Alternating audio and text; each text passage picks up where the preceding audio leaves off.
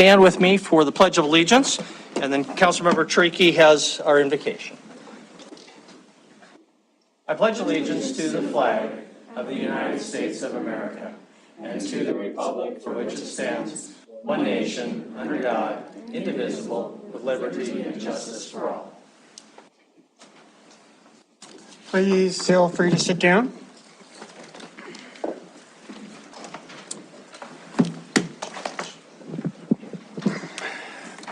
Thank you, Mr. Mayor.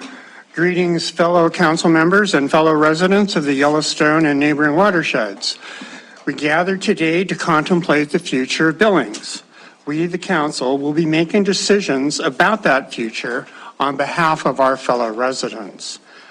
As we begin, let us take a moment to honor the lives lost to gun violence and to affirm our shared humanity. We recognize that we are all connected by a common bond of compassion and dignity, and that we have a responsibility to care for one another and to work for a more peaceful and just world. We reject the idea that violence is inevitable or acceptable, and we commit ourselves to finding nonviolent solutions to our conflicts and challenges.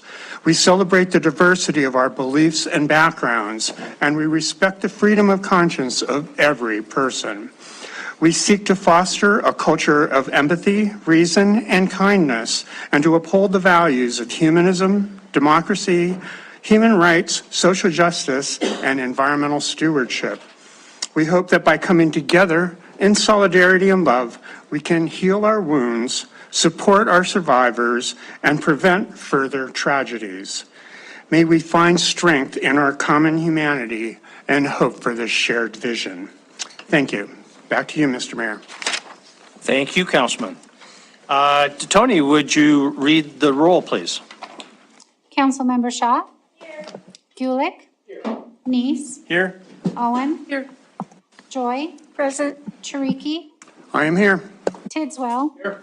Purinton? Here. Boyette? Here. Rupsis? Here. Mayor Cole? Here. Council members, we have one set of minutes for approval this evening from March 27, 2023. Is there any discussion, motion, or changes to the March 23 minutes? Councilmember Joy. I move we approve minutes March 27, 2023. Thank you very much. Is there a second? Councilmember Boyette. Any discussion, including changes?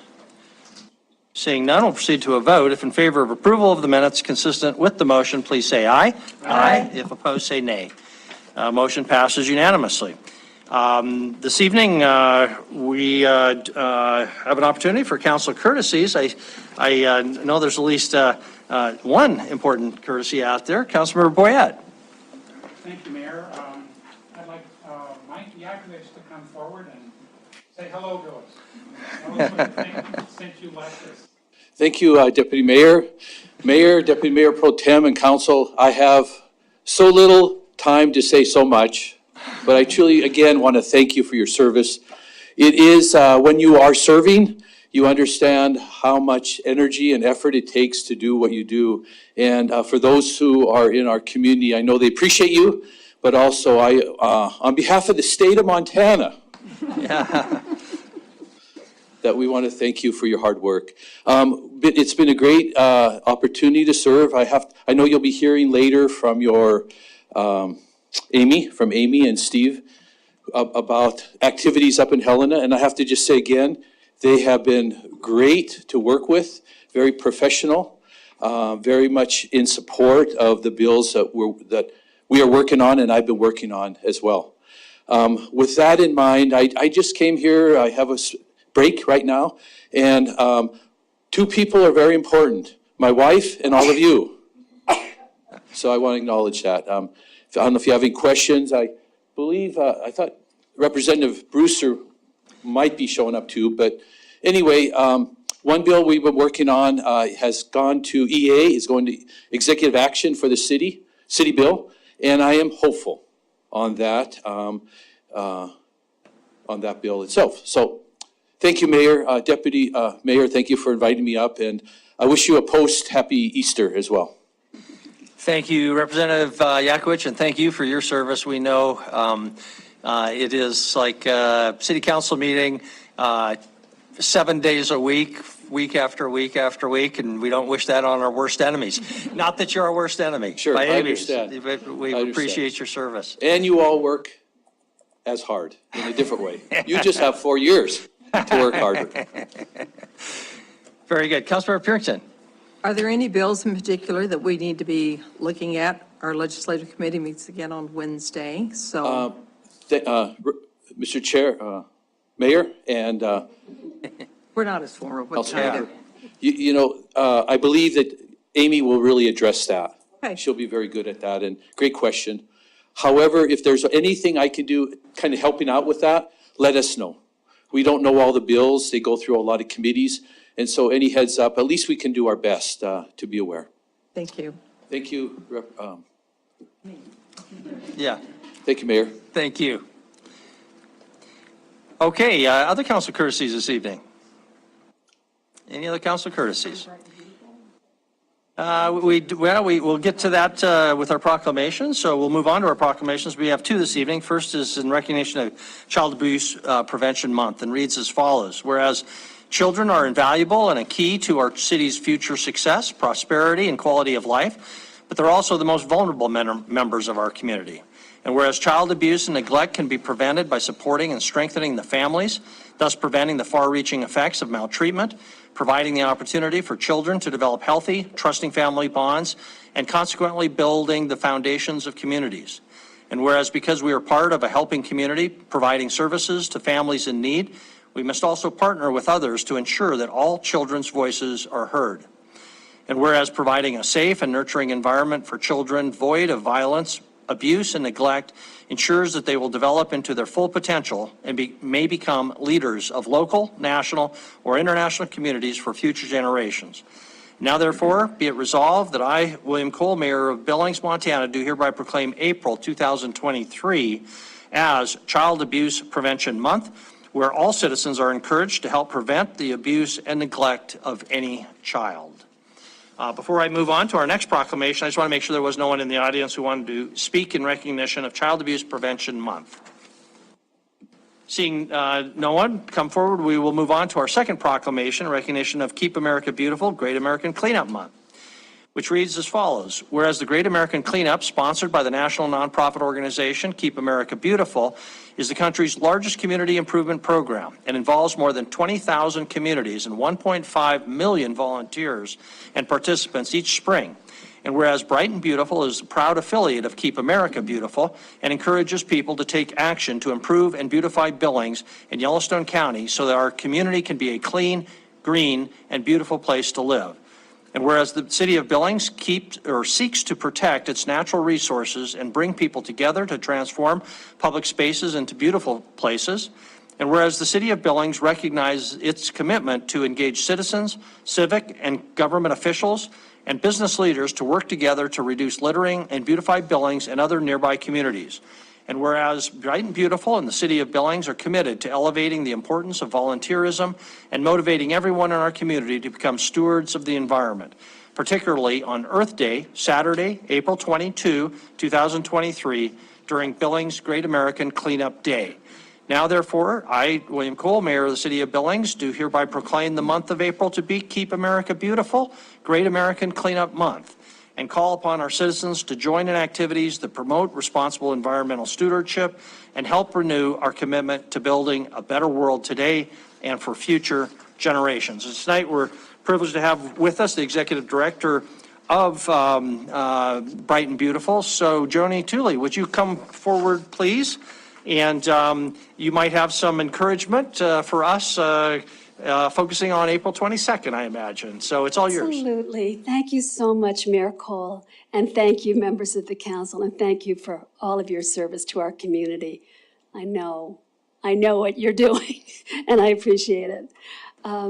Wanted you to know, as has already been stated, the Great American Cleanup event for Billings will take place on Earth Day. We couldn't resist having it on Earth Day, for heaven's sakes. How often does Earth Day actually fall on a Saturday within that end of April period?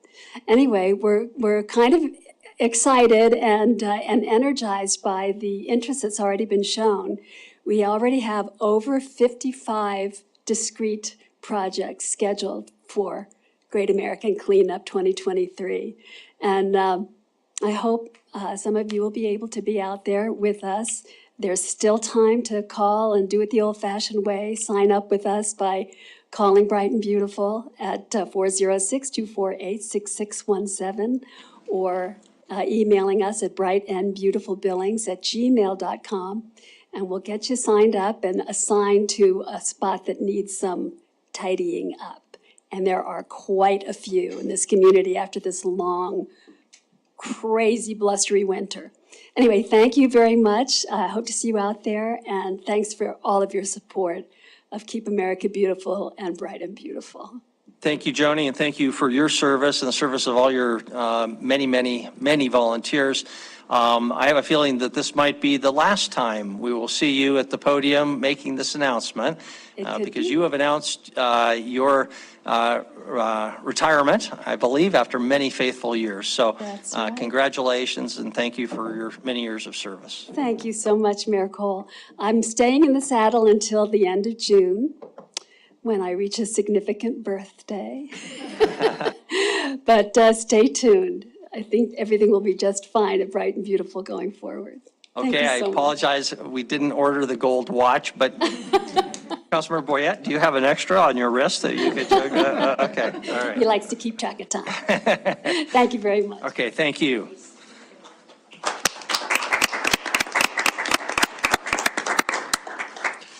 That concludes our proclamations for this evening. Then council reports from organizations that council members serve on behalf of the city. We've got lots of them. Councilmember Joy, Councilmember Bowen.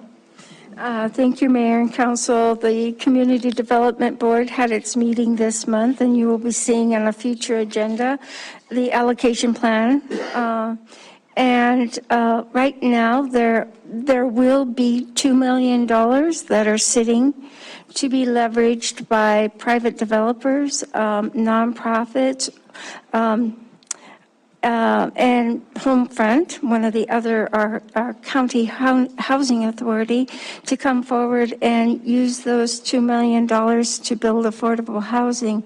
There will be deadlines coming up. HUD has deadlines for budget allocation, and eventually, if that money is not put to use, it will have to be moved. So thank you.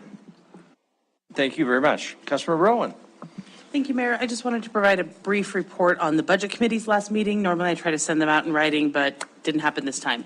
Budget Committee met on March 27th to review some items that are on the agenda tonight. We did go over the budget amendments that are being brought to you tonight and unanimously recommend both to the council for approval. We had good discussions on both of them and think they make a lot of sense. We also discussed the bond issuance, which will be on the agenda tonight, had a good discussion about that and about how the finance department is working well to manage the risk.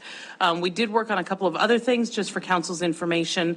We did meet with the auditor to go over the fiscal year 22 audit, another year of a clean modified opinion. Kudos to Andy and his team for continuing to steward those resources so effectively. We will need to put out, the finance department will put out a new RFP for a new auditor. It's time to do that. It's periodically time to do that. It's likely going to be a tough slog. There aren't as many firms willing to do that. We expect to see fees go up. There are some real challenges that I think are happening around the state as more and more areas struggle to find people willing to do these kind of municipal audits. So just want that on everyone's radar screen. I know the finance department's working hard, but we're likely to see a significant increase in the cost of bids coming back. We then had some brief discussions on the FY23 council approved budget amendments. I think for those amendments that were not moving forward, we're seeing them get implemented. And so I expect that for the most part, those will be fine. And then we also discussed a little bit about what's coming up, which is the budget review. Council budget work sessions will start May 1st. We will begin this week with our first series of budget committee meetings to work with the departments. We are working very hard not to turn the budget committee into a mini council presentation, but really to have it be more collaboration with the departments, flagging issues, making sure that things are being well thought out, presented, and trying to streamline our full council deliberation of the process. We do anticipate suggesting, recommending to council a similar amendment process like we had last time, with the hope that people will be with some notice and some practice under our belt, that we'll be able to do a better job of really writing out our amendments so that all of our colleagues and staff can view and vet them ahead of time. And then we'll have some discussion this week as well about how we can present the budget better, not just for council's consideration, but for public understanding and consumption as well. So we are, I think, following the excellent example of the Legislative Committee and starting to meet more often as we head into our busy season as a committee. So thank you, Mayor. Great, thank you. Any other council reports? Okay, we'll proceed. The city administrator reports. As you probably noticed, Chris is not with us. His flight was delayed. He's been out of town, but our assistant city administrator, Kevin Effling. Kevin.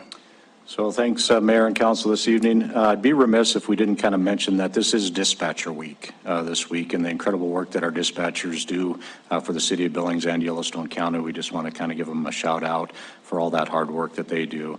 And with that, I have just two things on here. Consent agenda item 1, L as in Lincoln, resolution of intent to create SID 1423 is not ready for approval this evening and needs to be removed from the agenda. And there were no ex parte communications sent to the mayor and council after 3 o'clock concerning items on the agenda. And with that, that's all I have tonight. Okay, thank you very much. We will move ahead then with our public comment on items where there will not be a public hearing later. So tonight, that's item 1, our consent agenda. The big one up front, there's a copy of the agenda for anybody who needs one, doesn't have one, back on the cart. So if you have an interest in commenting on anything on item 1 or any of those subparts, the consent agenda, or item 3B, which is the Charles Street bid award, or the legislative update, which is item 6, now is the time to come forward. Everything else we'll have a public hearing on later, and you should wait until we get to that public hearing. But items 1, 3B, and 6, is there anybody who would like to comment? If so, please come forward. We just ask that you keep your comments to 3 minutes and tell us your name and address. Please come forward if you have any comment on items 1, 3B, or 6. Is there any public comment? Nobody? Someone is coming forward. Good evening. My name's Ione Young. My address is 2238 Larchwood Lane, Billings, 59106. And I'm here tonight as a concerned citizen of Billings to speak in opposition to the consent agenda item M, second and final reading of the ordinance amending the Billings, Montana City Code, section 18204. 2 weeks ago, I attended the council meeting when the ordinance had its first reading, and it was not clear. During the meeting, many of you asked questions, and still, it did not really seem clear. The Gazette followed up with an article a couple days later, and that did little to improve the clarity. Sections 5B and D seem to be the most confusing, where they did not address unpermitted open carry.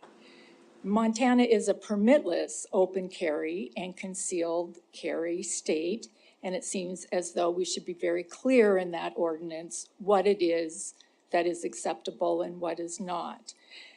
Otherwise, how does the public know and understand what's permitted in city facilities? How's the ordinance going to be enforced? Will everyone enter a city building be screened through a metal detector? I see one out there.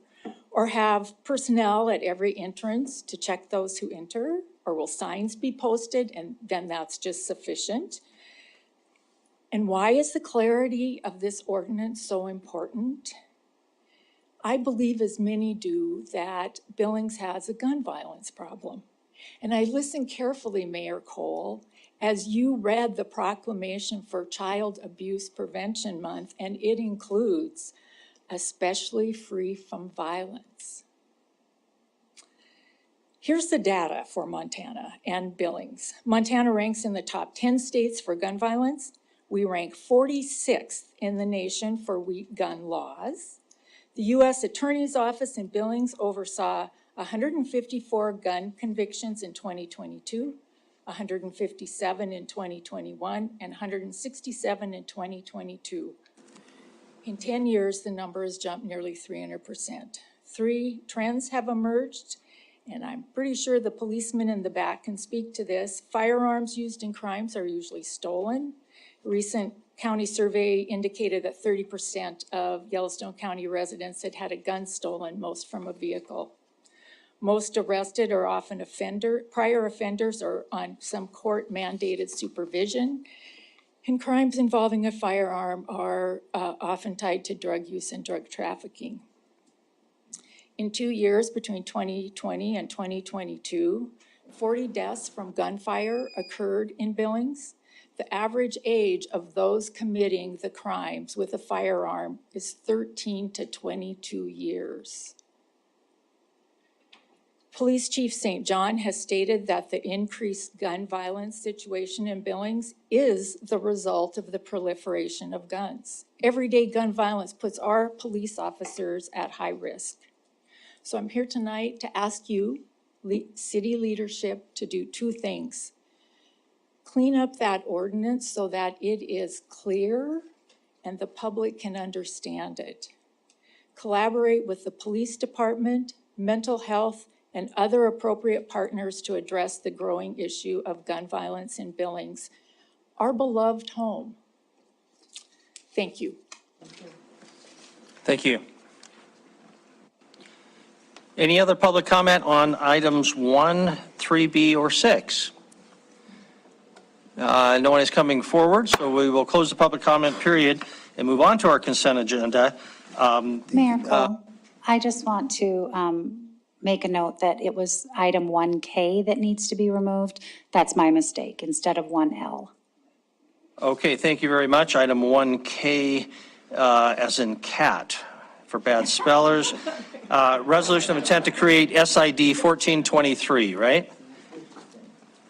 Okay, so council, I'm going to separate that. I think because it's the change to the agenda, there needs to be a vote. So we'll separate that for a separate vote on removal of that.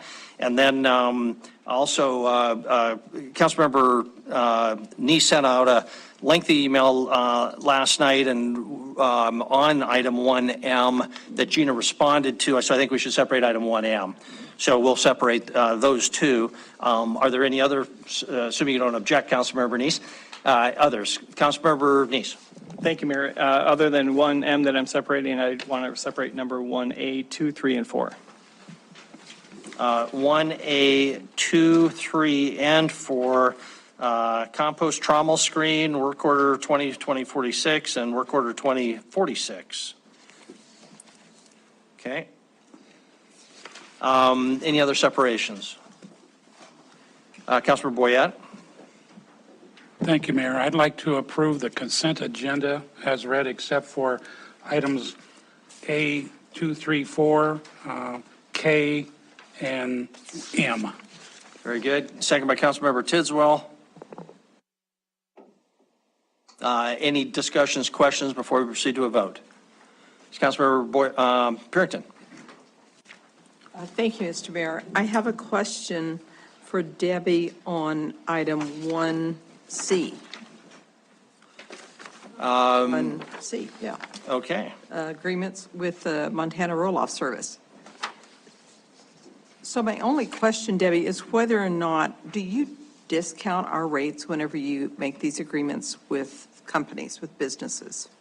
No, the rates are set. All of the companies, the haulers that bring material to us have an agreement similar to this, and that's how our rates are set. So it is per the rate schedule. Perfect, thank you. Mr. Mayor, I actually have another question too. Go ahead. One of them is really a comment. I was going to ask the chief, but you did answer my questions, but I think maybe just for the sake of everyone, no, stand up, is that we received a HIDA award. And so my question to the chief was, how does that affect our police officer's salary, and then also breakdown of the dollars that those are used for. And he did provide an answer for me, but I thought it was good enough that just let everyone know. Thank you. Mayor, Council, good evening. The money's awarded to us by Office of Drug Control and Policy, ONDCP, goes to support a local, state, and federal drug task force, which is called Eastern Montana HIDA. There are 11 of them in the state, HIDA task forces. We are one of them. We are part of Rocky Mountain HIDA, which is a 4-state drug task force. And the mission is to disrupt and dismantle drug traffic organizations. Our local task force has been recognized the past 2 out of 3 years for Task Force of the Year, and our commander was Task Force Commander of the Year, so they do great work. To the council members, a question.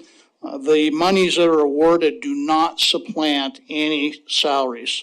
They help out with overtime, with equipment, with training, with what we call PEPI, which is purchase of informants and evidence, and just, again, just supports the overall operation. Any drug forfeiture seizures, depending on which organization has more fingers on that particular case, is how the feds divvy up the percentage on who gets what. Keeping in mind that federal authorities are not eligible for asset seizures, so it's going to go state and local. Thank you. Good. Thank you, Chief. Okay, thank you very much. Anything else? Yeah, I just wanted, since Andy, I think I saw him, if you could explain a little bit more about the bonding process for the West End Reservoir, how it affects our taxpayers and so on. Good evening, Mayor and City Council, Councilmember Parrington. We are planning on issuing bonds. It looks like probably in 2 phases right now due to the construction process. I believe it'll be for the plant initially, and then the reservoirs probably 6 to 12 months after that. The rates in place right now are sufficient to cover debt service, so we won't see large spikes in rates as a result of borrowing. I don't know if you have any specific questions beyond that, but we've been planning this project for years, and Public Works has been putting in rate requests, and you guys have been approving them, anticipating this for many years. Absolutely. And I just thought it would be good to, since it is a large bonding process, if there was any impact to the taxpayers and. Yep, so I don't think there'll be, again, any direct increase in rates as a result of this. We've been kind of planning for this for many years and have the pieces in place. It looks like we have another question on that topic. Councilmember Trickey? Andy, do you have any sense on what this is going to do to the rates for the Heights Water District? I do not have any sense on that. Do you want to address that, Debbie, or do you? I'll defer to Debbie. So we'll be back next month to go over those rates with you, but it's a 40+% increase next year. So we'll have that exact number next month. Yeah, thank you. Okay, thank you. Councilmember Neese on this, with Andy here? Is that? No, I will talk on the subject just briefly. I want to thank the Public Works for doing such a great job with the City of Billings to, have this going and getting it before the public and increasing the rates. Unfortunately, us in Ward 2, and I don't think Ward 1, some of Ward 1 is going to be impacted by what Danny just mentioned about the huge increase because of the way they, our contract, which would be love to see our city and the Heights Water District get together and renegotiate the contract. This is just one more example of why we need to do that. Thank you. And just to clarify on that, Andy, part of the reasons we're going to see such a large increase is because the Heights Water Board decided to delay the implementation of those rate increases, correct? And push them off rather than get them out of the way, which they could have started this year. Is that correct? Exactly. Yep. Okay, thank you. Okay, we'll move on. We have not voted on this. Any questions still on the motion? Okay, Councilmember Neese? Thank you, Mayor. This is actually directed to Gina, item 1C regarding the roll-off services. I noticed in the contract, Gina, that it's referencing the franchise fee, and I thought we did away with that, and I wonder if that's a mistake or if we need to amend those contracts to eliminate the franchise fee out of there.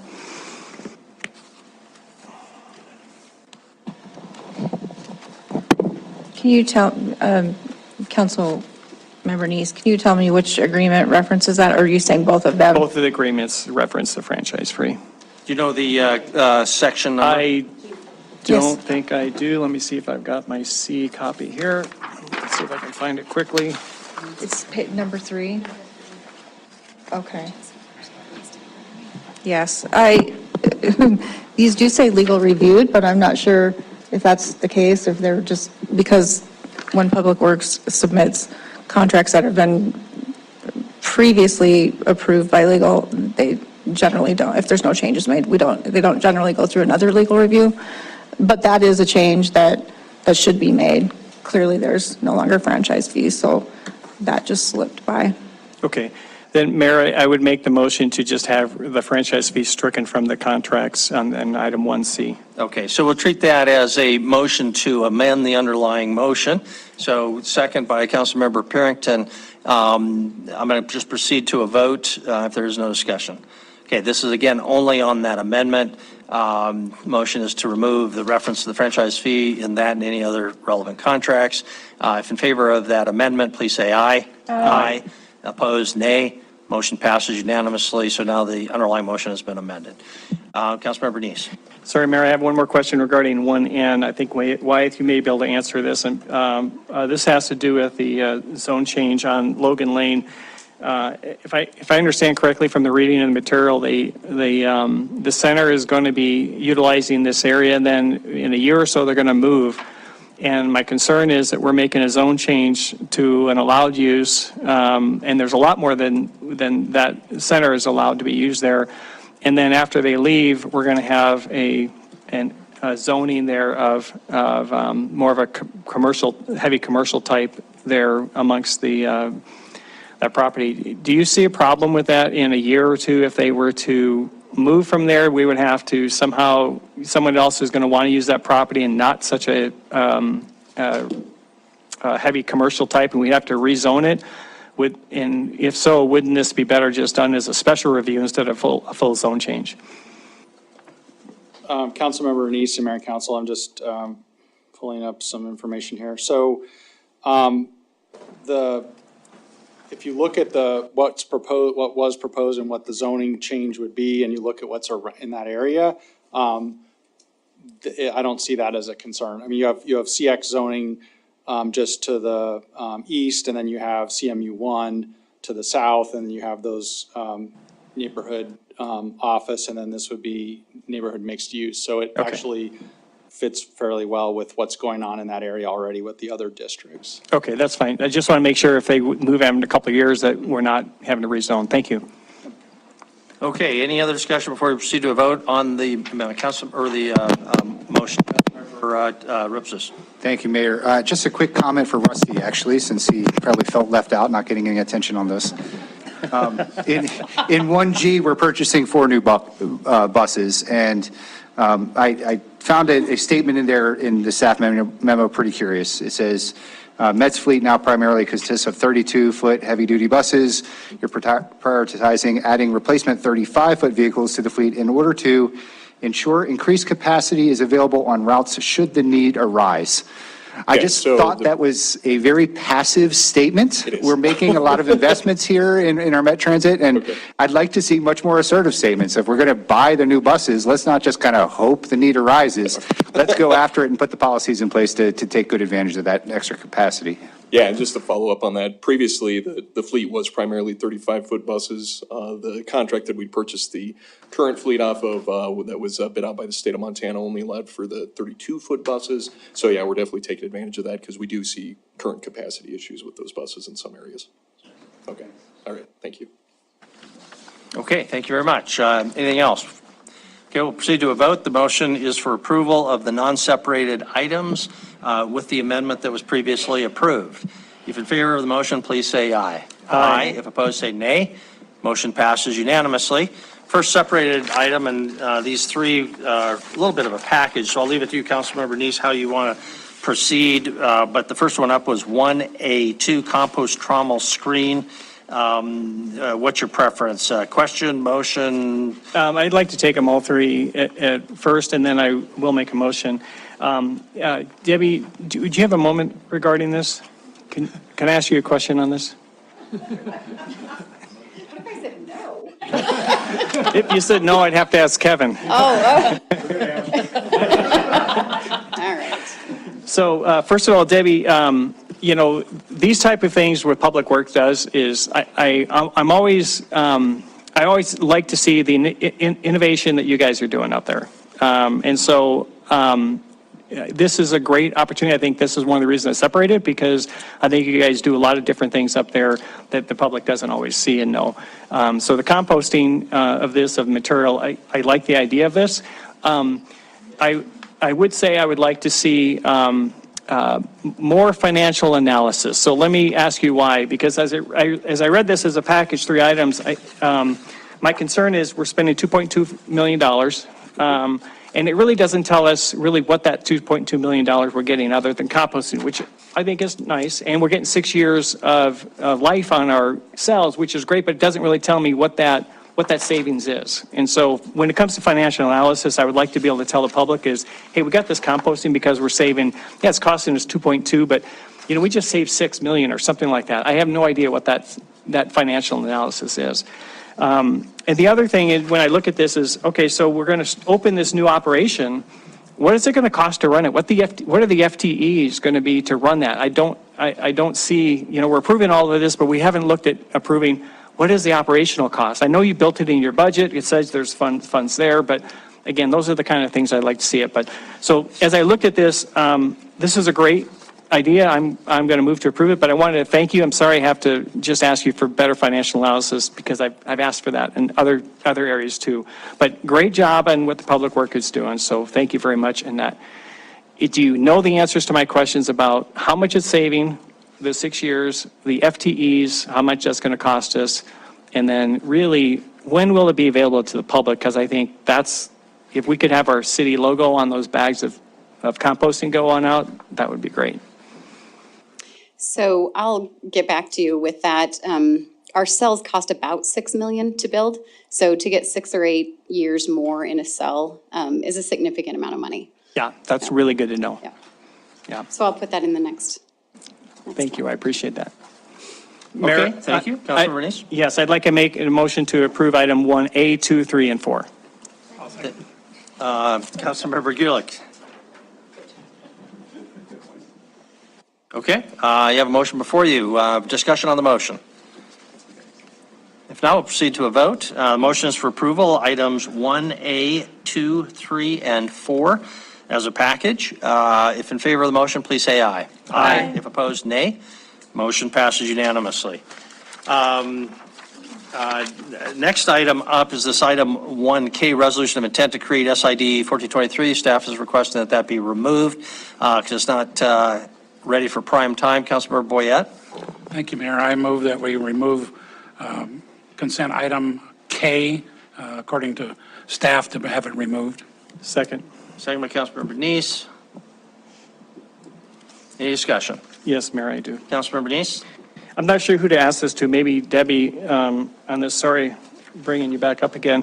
On this resolution, when I read this, and I don't know what's going to change on it when it comes back to us, but when I read through this, I was thinking, we have when we do SIDs, typically we see, like lowest bid or something like that coming into this. And so when we have an RFP, or we don't have an RFP on this, we have just the contractor doing it, and then we're going to force the taxpayers to pay for it.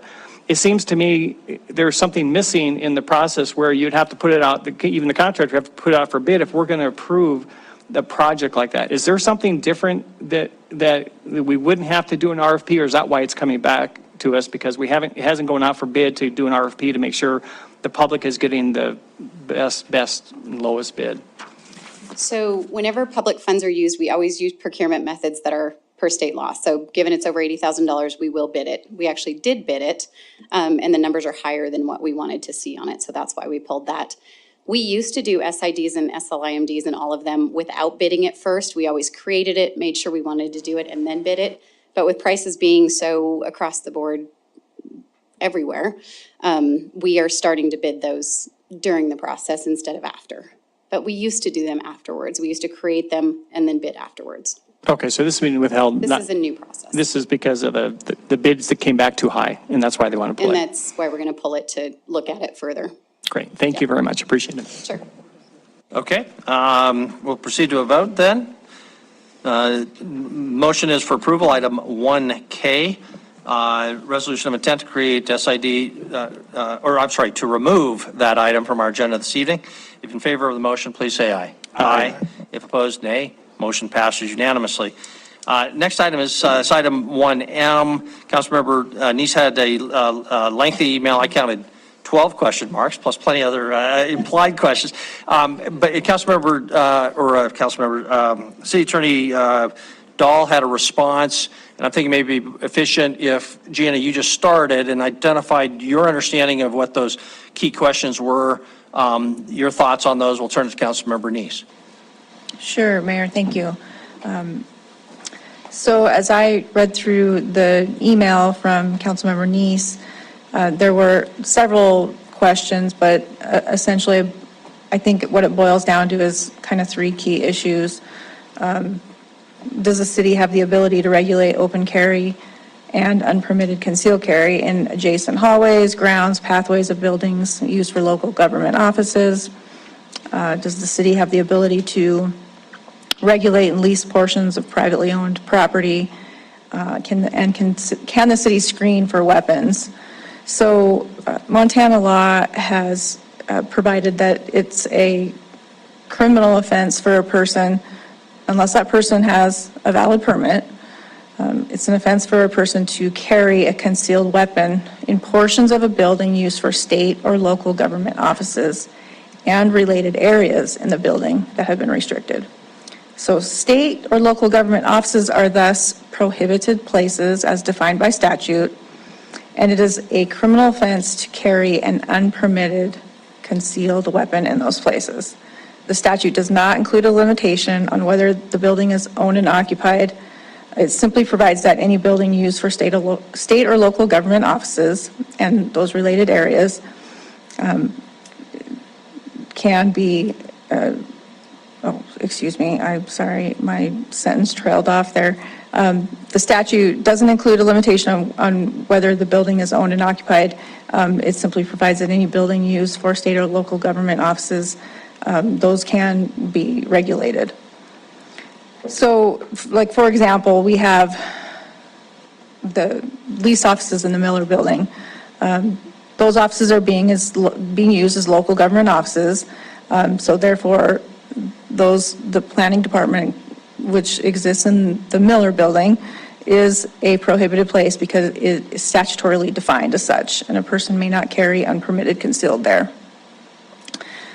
Also, in addressing this adjacent grounds and hallways and pathways issue, Montana law defines building as a combination of any materials, whether mobile, portable, or fixed, to form a structure and the related facilities for the use or occupancy of the building. So therefore, hallways, walkways, pathways, those kinds of things are related facilities for the use of the building as set forth in Montana law. So let's see, I've covered that. The Montana law also allows local government to regulate open carry and unpermitted concealed carry in publicly owned and occupied buildings under its jurisdiction for public safety purposes. Montana law also provides that private property owners or the person who possesses or is in control of the property, including a tenant or a leasee, may regulate all firearms on their property. So I believe this section, read in conjunction with the previous sections I mentioned, the entire act, specifically 45.8.328 and 45.8.351, when you read all the law together, it provides a reasonable interpretation that local governments can regulate both open and unpermitted carry as a lessee on private property. This is reinforced by the language contained in House Bill 504, which was passed in the 2021 legislative session, which clarifies that private landowners or the person in control of the property, including a tenant or leasee, has a right to regulate firearms on their property, and that's codified in Title 10. While this interpretation doesn't open up local governments to regulating permitted carry, because that is specifically restricted, it can reasonably be interpreted to allow local governments to regulate both open and unpermitted carry on leased property. With regard to the screening issue, essentially I would simply argue that requiring a permit holder to produce a permit or to be screened are acts which are reasonably required to carry out the regulations that the local government is legally permitted to enact.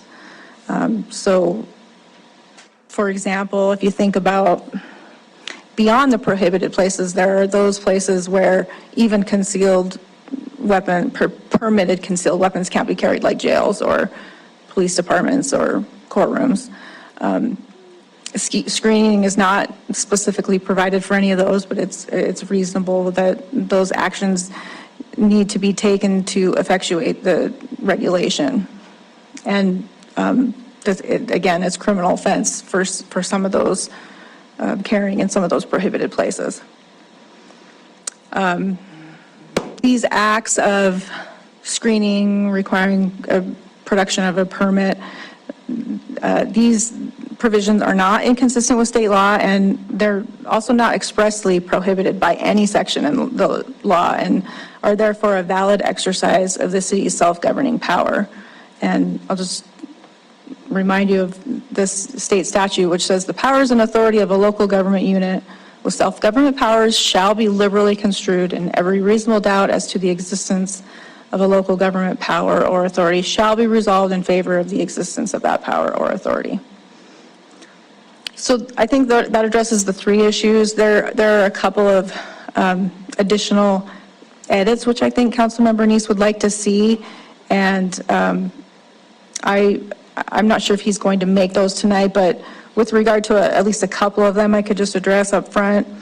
I think he'd like to see an edit to Section 5B, which would change the language of the two words used by. I think he would like to change that to in use by, which I think that's appropriate. I don't have any issue with that. It may just help serve to clarify. Additionally, an edit to subsection, or would be 5C. Well, this may not be accurate. I'm not sure if he wants to completely take that section out, but initially it was my understanding would like to have changed the word will to may, which again, I wouldn't have any issue with that either. I think that would just be helpful to the local government. So any additional edits, I'm not exactly sure what he would like to see, but I think he may have some other edits. And with that, I just open to any questions that you may have. Okay, let me just clarify something, the references to the sections that were in Councilmember Neese's email and Gina, that you just repeated there. Can I speak to that, Mayor? If you confirm that there's no such thing as 5B. Yeah, so it's just B. Yeah, so what I was doing was when I was looking through I was looking at the red line copy, which is black and white, and I was picking up the wrong sections of the ordinance. So C is really B and D is really C, things like that. So I apologize for that. Gina picked it up when she was reading through it, and so she addressed the right sections. Okay, yeah, there's no 5B. It's the definitions are in A, and then there's B, C, D, and F, and there's a 5 under A. Right, yeah. So there's an A5, but that's the only reference to a 5. So, okay. Okay, so that addressed some of your issues, Councilmember Neese. This was your, I guess technically I separated, but this was your concern. So we'll come back to you and ask you how you'd like to proceed. Thank you, Mayor. I'd like to read a couple of things that I think that when we look at making an ordinance that the state tells us that we've got to change our ordinance, we should look at what they're telling us to do. And initially, it was a nice thing. They actually put their intent in the ordinance. So let me read the intent. The legislative intent is the intent of the legislator is to reduce or remove provisions of the law that limit or prohibit the ability of citizens to defend themselves or restrict with prior restraint the right to keep or bear arms that the people have reserved in themselves in the Montana Constitution, and to further establish that the right to defense of a person's life, liberty, or property is a fundamental right. And so that's the first, making sure that when we look at these ordinances, creating these ordinances, we are looking at their intent to make sure we're meeting that intent. Whether we agree with that intent or not, that's the intent of the legislature that we have to look towards meeting. And the second is their policy. Interestingly, you don't see this in MCA very often, but here's the policy. It's a policy of the state of the citizens, it is a policy of the state that the citizens of the state should be aware of, understand, and comply with any restrictions on the right to keep and bear arms that the people have reserved to themselves in Article 2, Section 12 of the Montana Constitution, and that to minimize confusion, the legislator withholds from local governments the power to restrict or to regulate the possession of firearms. And so the first thing I would say is, with the intent and the policy is, they explicitly have told us the local governments cannot regulate that. And so unless the government says we can do it, I know it's not explicitly, there's a section in the MCA, I'm sorry, Gina can probably tell me what the code number is. There's a section in the MCA for under self-governing citizens. They list all the things that they're not allowed to do. Unfortunately, this is not listed in there. It's listed in this other policy of what is restricted. So as a self-governing agency, we cannot regulate that. We have to do what the state says. And so the first and simplest, the easiest of those, and Gina's already said she doesn't have a problem with that, is that one section of changing it from use by to in use. I don't think there's a issue with changing that, and that would solve that issue. I also don't see a problem with a lot of the much of the restrictions on the unpermitted carry. That's one of the good things that the state legislators did is differentiate between permitted and unpermitted carry. The permitted carry people have a lot of training. They typically go through additional training, and they understand what the laws are. Unpermitted is not the same. And so I would say when it comes to the permitted, these are law-abiding citizens that the legislator's intent and explicitly tells us that we can't regulate them. And so I'd be very cautious of making any ordinance that would indicate and try to regulate those people who are permitted. And then when it comes to the difference between unpermitted and open carry, the state legislator also made a differentiation between that. They do allow some limitations on that, but typically only an owned property by the city or the jurisdiction. And so in those cases, there is some limitations that they allow. But I think what we did is, and I don't dispute those, but there's a difference between owned property and leased and used property, because the law doesn't say that we can restrict open carry in rented or leased property. And so it does say that in section, I think Gina mentioned it, section 10, 311.4.5, but that's the state legislators dealing mainly with private property and lease renters and tenants who happen to be in a home, so they can, even though the landlord may say, no, we don't want you to firearms, the renter can actually have a firearm in their home to protect themselves. And so I think we're crossing across the lines from a government entity using a private entity law to justify what this ordinance is trying to do, to add different sections. So I think what we need to do is make a differentiation between unpermitted carry and open carry. We've already made the differentiation between permitted carry and unpermitted carry. But I think we've lumped together open carry and unpermitted carry in the same basket, and that actually is two separate things. And so this ordinance needs to be modified to differentiate that difference. Let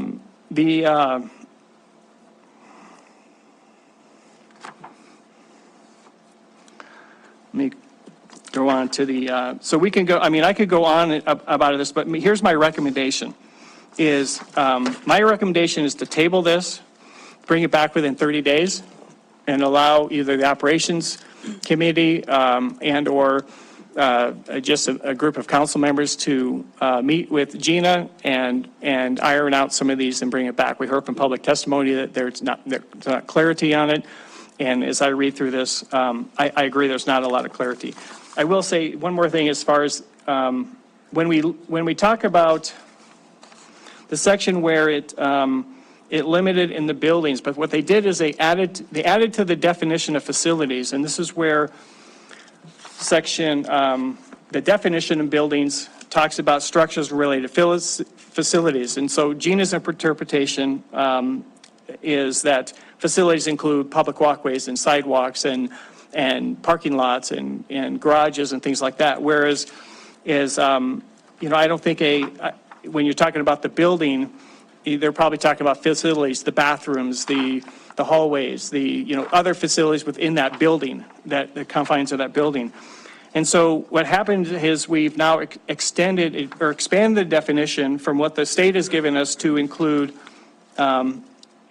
buildings that if used for a limited period of time, and I'll get to that in a minute, but grounds immediately adjacent to the buildings. And so suddenly all the grounds that are around it are now becoming areas where if you are in that area, you could be subject to fine or confiscation or arrest or something like that. Pathways leading to entrances. Again, I spoke briefly about that. I don't believe there's anything in the MCA that it would include pathways. When it comes to the limited periods, it was also expanded to say that if the facility is used at any time, it's considered continuous use.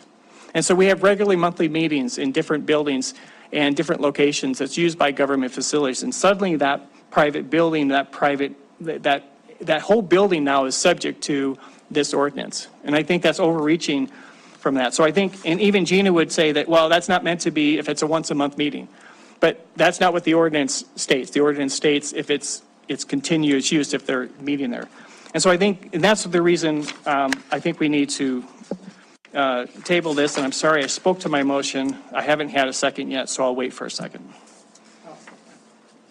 Okay, so there was a motion made to table for 30, well, it may not be exactly 30 days. So can you clarify, would that be 2 business meetings from today? Yeah, I'd like to see us get on this right away and get this resolved. I don't want to have it carried out there. It's out. The ordinance is against state law now anyway, and I think we just need to iron a few things out and make sure we're set right.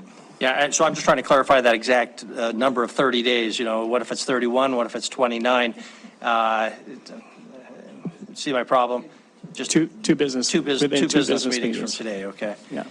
And Councilmember Purington, that's consistent with your second. Yeah, and I would say as long as this is, I mean, you might be able to get it done within the next business meeting because, right. It's 2 weeks. Correct. Just not beyond. It would be within, so we could bring it back in 2 weeks. Okay.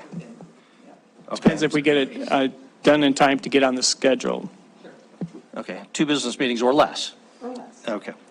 Okay, so that's the motions before you. I'm just going to, I don't want to prejudice the thinking on this too much. I just want to clarify something in the record. Based on what Councilmember Neese was reading from the policy provision and the legislative intent, one could draw the conclusion that we as a city are simply prohibited from making any prohibitions about guns.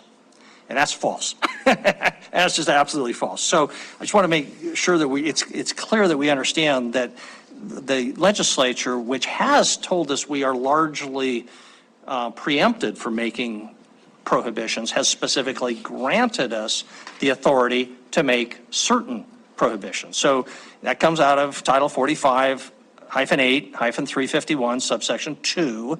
It says, for public safety purposes, a city or town may regulate the discharge of rifles, shotguns, and handguns. We're not talking about discharge, but then it goes on.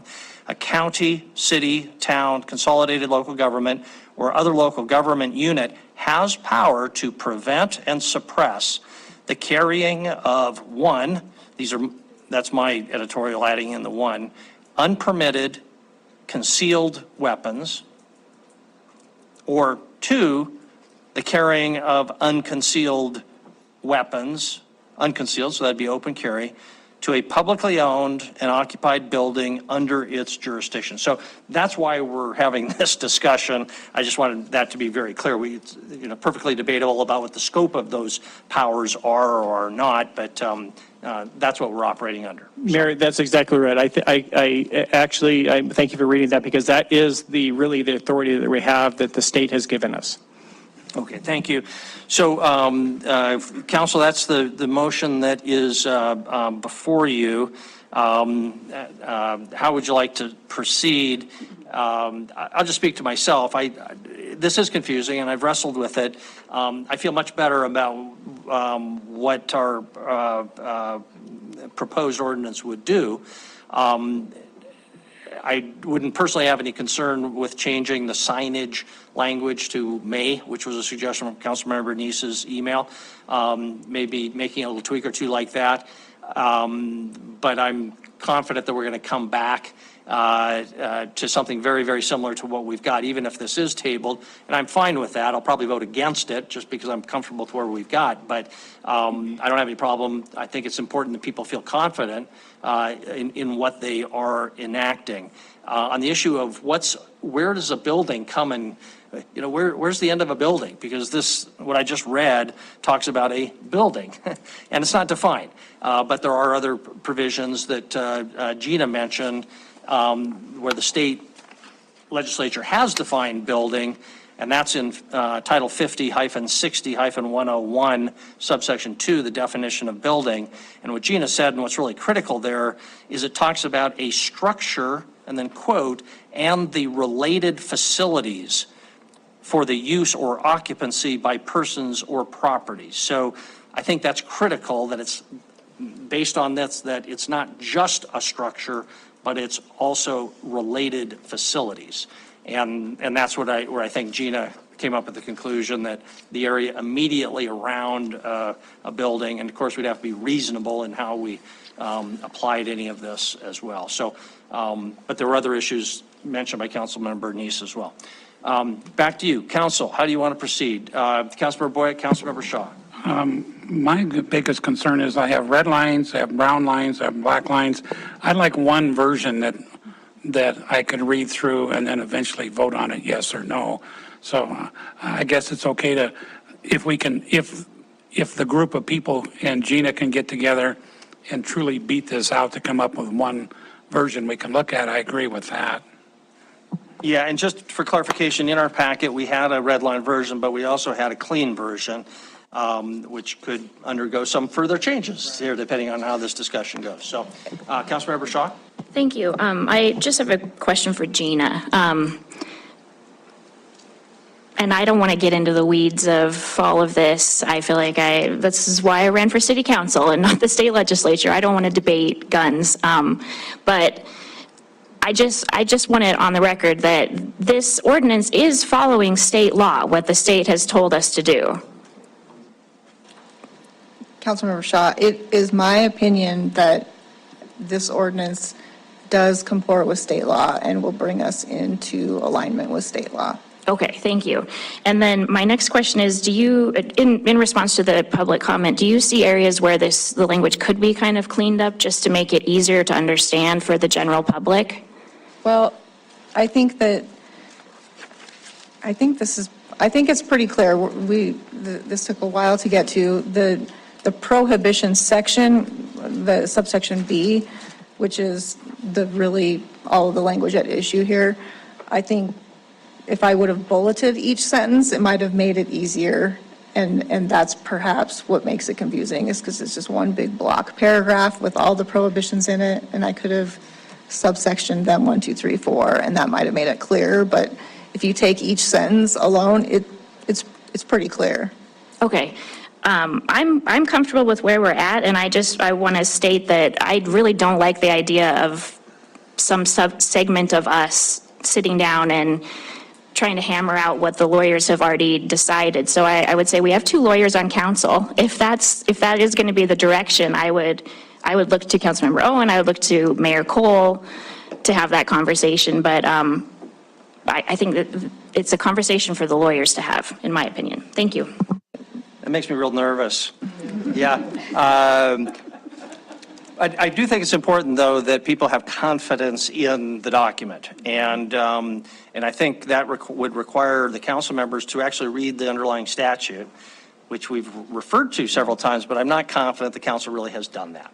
And before I sort of indicated I'm comfortable with where this goes and would probably vote against the motion, but on second thought, I suspect that the benefits of delay and confidence building and potentially breaking up that block that Gina just mentioned to make it super clear might add extra credibility. And so I suspect I probably will vote in favor of this, although again, I think the end result will be substantively very similar, if not identical, but I can't speak for Councilmember Rowan if she would like to address that or anybody else. Gina Mayor, wants to. Yes, Mayor, I just have a quick question. Based on what Councilmember Boyett said, it sounded like he has a version that's showing several different colored red lines, brown, red, something. I'm curious what he's referring to, because really there should just be one version with. Maybe a figure of speech, but I'll. Okay, gotcha. I mean, And Councilmember Boyett, we, by city code, we're required to show you the red line so that you can see what's been changed. So that's why I give you a clean copy too, so it's easier to read. Sorry about that. But we have a may and a shall, and I just like, and then we had the mayor get in, we had Roy get in, we had you get in. I'd just like to have one final piece of paper that I can actually read and say, yes, this is what I want to vote on. Not saying I'm going to change any minds or anything, but I just like having one nice, clean copy. Yeah, the other thing that may be helpful there is if there's disagreement, to have that clearly set out in a few sentences. You know, all due respect to Councilmember Neese's 1045 email, 6 pages or something like that, not real conducive to a quick understanding. Councilmember Rowan. Mayor, in listening to this conversation, I'm wondering if it wouldn't be better to refer this proposed ordinance to the Council Operations Committee. This feels squarely in the committee's jurisdiction. It might be a chance for you all to work through some of these details, have this conversation more informally with Gina, and make sure that we have a clear ordinance in front of us. I'm trying to think what the hook is for the Council Operations Committee, except that it does involve somebody coming to our meetings, I guess, for example. It strikes me as fundamentally a leadership question, and this is really our leadership committee, and I think I would certainly benefit from your guys' expertise working on this a little more in depth. So I don't know, Councilmember Neese, if that's consistent with how you'd like to move forward, but that would certainly be my suggestion at this point. Councilmember Neese. I would agree with that. I think that we, unfortunately, like the other committees, we'd have to have more meetings, Mayor.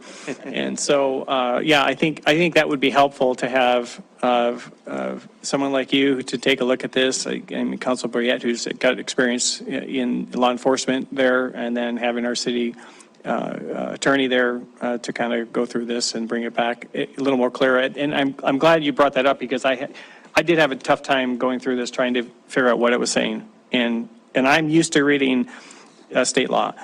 So I think we can bring it back as the person who came with public comment about that to make it much more clear and defined so people can look at it and understand it. And Mayor, if I may just say one more thing. On the signage, I talked to Jean about that, and you saw my email if you read the response. She said signage isn't really required. And I mean, if we want to post signs, great, we can post them. But I would say just leave the whole thing out. But we can talk about that. You know, my opinion is kind of was not necessary, just added more words to an ordinance. Yeah, I had similar concerns that if we start putting up signs, we either have to make it clear that we don't have to be perfect about that, or, well, we just have to think that one through. Yeah. Okay, so we'll consider that, I guess, part of a sort of friendly motion. I'm hearing Councilmember Neese that would find its way to the Council Operations Committee to make a further recommendation. Yes. And Councilmember Purington, I'm assuming we call that a friendly amendment consistent with your second? Okay. Okay. And Councilmember Joy. Thank you, Mayor and Council. It seems as though a consensus is emerging that the majority of council would like to have it cleaner version with the mayor shall clarified and exactly what might be the wording in a sign.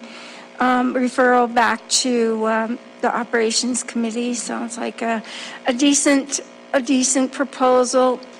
I don't feel that I'm comfortable with the ordinance as it is written. If it needs to be separated out into subsections and numbered to clarify for the public, that might be something that is helpful.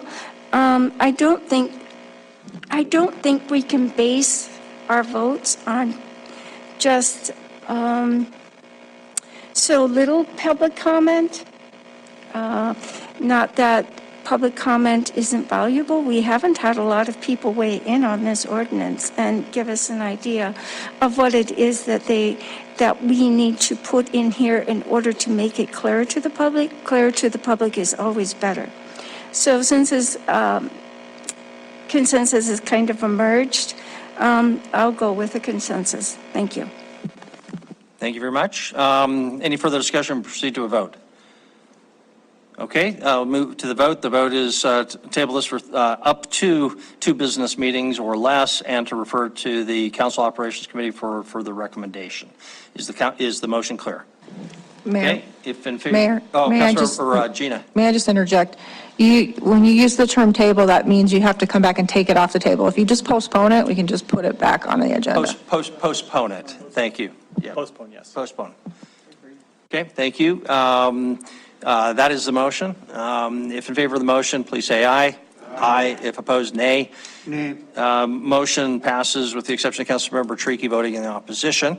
And that then concludes item number 1 and our consent agenda, and brings us to item number 2. Tony, would you read item number 2 on a regular agenda? Item number 2, public hearing and resolution approving and adopting FY 2023 budget amendments. Staff recommends approval.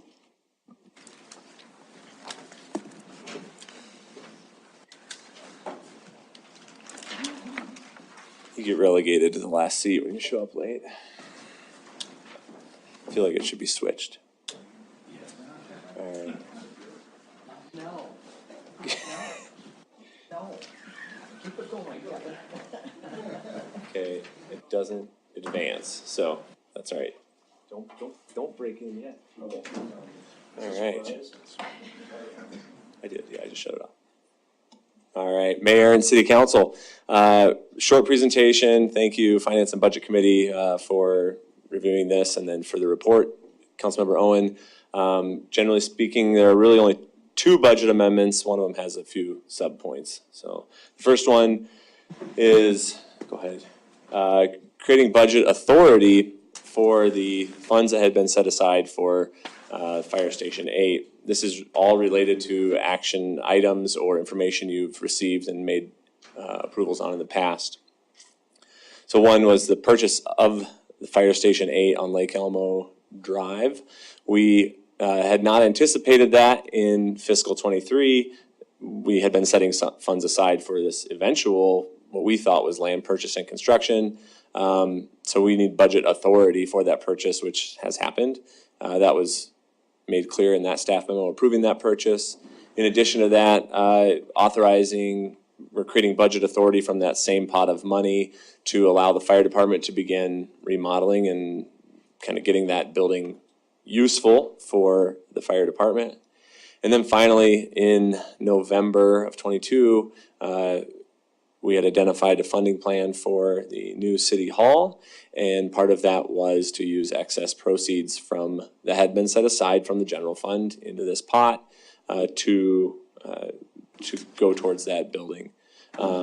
This would eliminate the $2 million of funds that are in there if all three of these were hit this fiscal year. I don't think that the station improvements will be completed this fiscal year, but the budget authority is being requested at this time.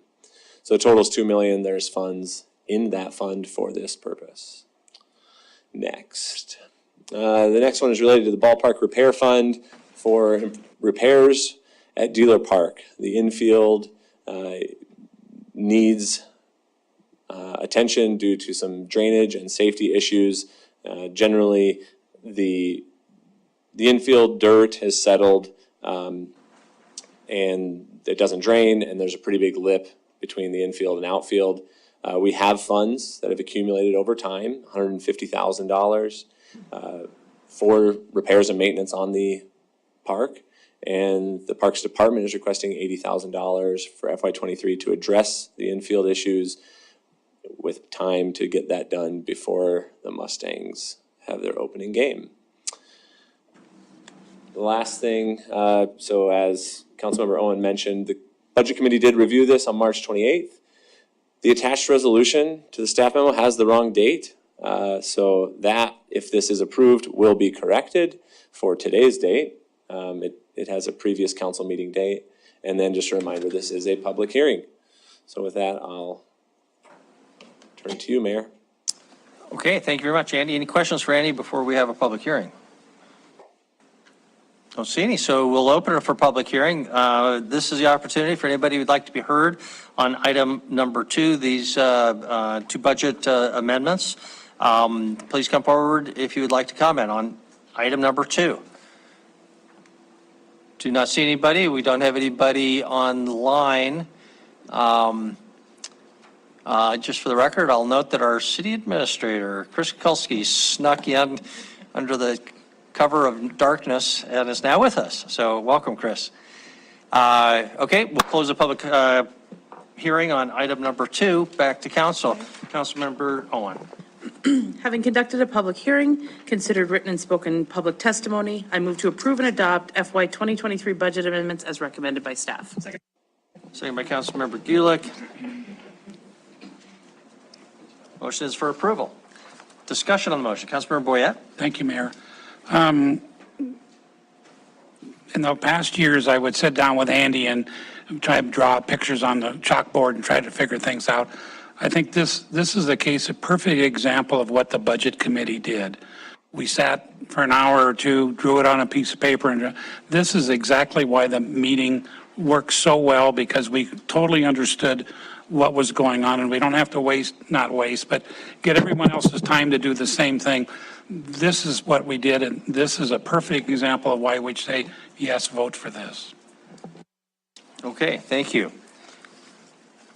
With that, we won't have an hour discussion on this item, we hope. Any further discussion, though, before we proceed to a vote? Okay, the motion is for approval. If in favor of the motion, please say aye. Aye. If opposed, nay. Motion passes unanimously. Item number 3A. Tony, would you read item 3A? Item 3A, public hearing and resolution, creating SID 1419 Charles Street. Staff recommends approval. Thank you very much. Debbie Melling, our Public Works Director, is our presenter this evening. Welcome, Debbie. That's okay. It'll probably be okay. So I'm here to talk about SID 1419, which is Charles Street. It is a street in Billings, in the south central part of Billings. I know, I'm not touching anything. Look at that. Between Industrial and Monad, and it's kind of in the Cisco area. Daniel, a lot of you probably haven't been on it. It's very industrial. I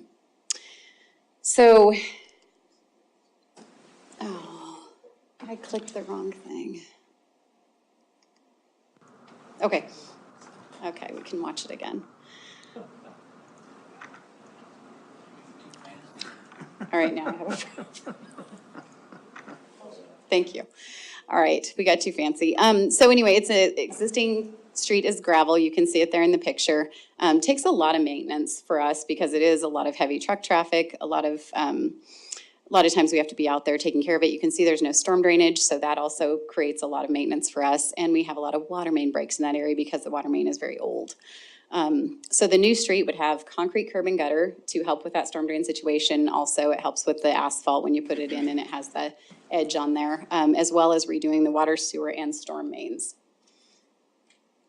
So this is the boundary we did. North is to the left.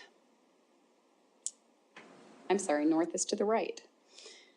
And we've got 4 property owners, 5 properties. So the Jones family owns 2 pieces of property, E&M Investments, the school district, and Ridley USA. So we have these 4 property owners. No one has protested this.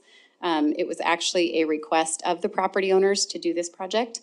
So the assessment total would be $750,000 or just around there. City contribution is $1.1 million. That is primarily utilities. So the water line, sewer line, and then some of the existing asphalt and culverts and that sort of thing. We did do this project in-house, and this is a schedule you can see. Alluding to that comment earlier, we have been bidding the projects during SID creation just because we don't know what the numbers, we don't have a lot of expectation of what those can be right now. I will say they're starting to settle down. We're a lot closer than we had been, so we're starting to see those kind of be more something we can expect. So the resolution of intent was done in March. This is a resolution to create tonight, and then we will start the construction over the summer. Should be completed this later part of this year, and assessments would go on taxes next year. So that's it. Any questions? Questions for Debbie? Great. Councilmember Joy. Thank you, Mayor and Council. Have you any indication that maybe some of these property owners are looking to develop some of these properties or maybe sell them on? I've seen more for sale signs on properties that are quite small, where in the past, between 2 buildings, you'd never see a for sale sign, but I'm actually starting to see for sale signs for commercial properties that are quite small. So back to the map, sorry. So we haven't, and if you look on this map, a lot of these properties are used. They're multiple lots that are aggregated into large uses. So I don't believe we've had a lot of those conversations. And like I said, a lot of them are developed. I'm not sure they're up for redevelopment yet. They're being used for the most part. Okay, anything else for Debbie? Okay, thank you, Debbie. We'll open it up for public hearing. This is a public hearing on item 3A, SID 1419. If anybody would like to be heard, please come to the podium. Keep your comments to 3 minutes. Tell us your name and address. No one is coming to the podium with us, and I'm not seeing anyone online. Feel free to correct me if somebody pops up. But seeing no one, we will close the public hearing on item 3A and look for a motion. Councilmember Shaw, Councilmember Joy. Councilmember Shaw. Having conducted a public hearing, considered written and spoken public testimony, I move to approve a resolution creating SID 1419 as recommended by staff. Councilmember Joy makes the second. Discussion on the motion. Is there any discussion on the motion? Okay, we'll proceed to a vote. If in favor of the motion, which is for approval, item 3A, please say aye. Aye. And opposed, nay. Motion passes unanimously.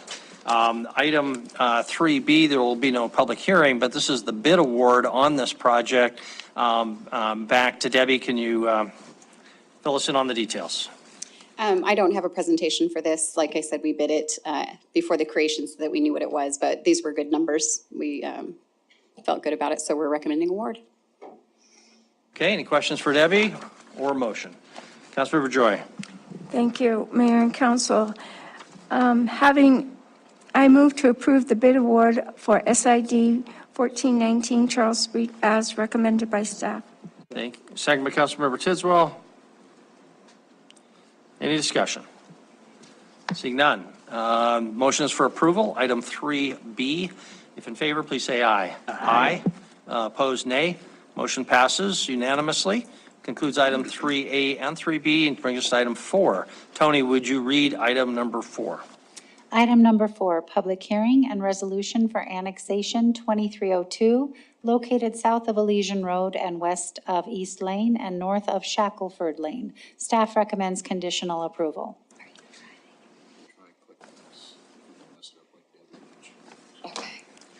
Welcome, Monica Plecker, our presenter. Yes. Planning manager, off to you. All right, well, let's see if I can drive this thing.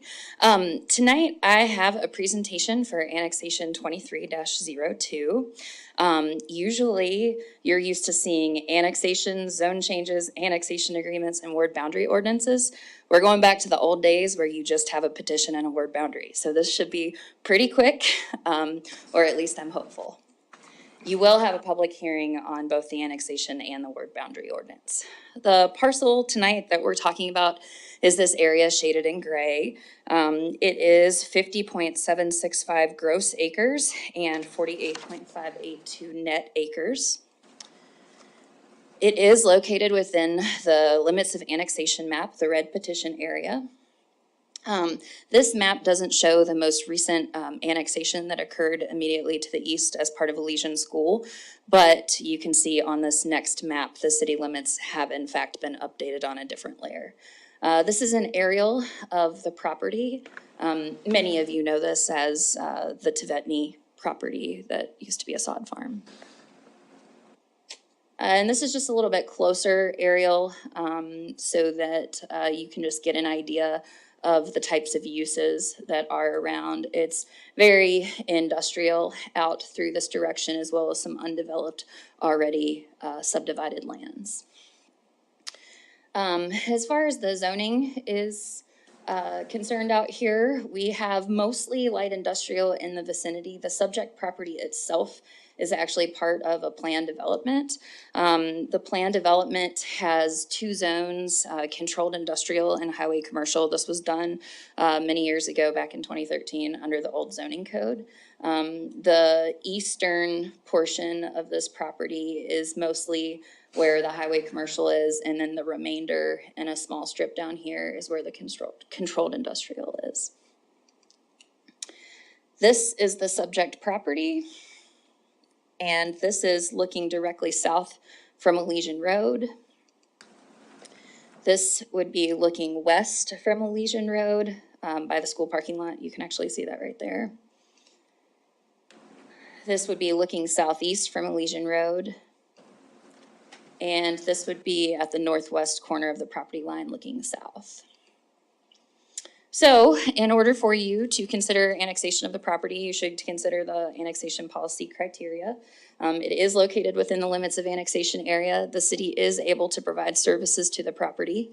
Proposed public improvements must meet city standards. Within 45 working days, you will see a proposed preliminary plat for a minor subdivision for this, and the resolution reflects needing to preliminarily approve an SIA outlining those public improvements within 45 working days. Additionally, you will have a standalone waiver. The proposed development needs to be done in compliance with zoning. A zone change is not required as part of this annexation. And the proposed land that's annexed should conform to the goals of the growth policy. And the goal that fits most adequately is prosperity, which focuses on economic development and job retention. So the recommendation that you have before you tonight is to hold a public hearing and take comment on the annexation. You should consider conditionally approving it. Once you've taken public comment, the conditions include the SIA that I mentioned, as well as a standalone waiver of right to protest. If you choose not to annex, you will not take any action on any subsequent item tonight. So no ward boundary ordinance. And this is for next. So I don't know how to go back. Okay. So if you have any questions on the annexation, I'm happy to answer at this time. Thank you very much. Questions, Councilmember Purington?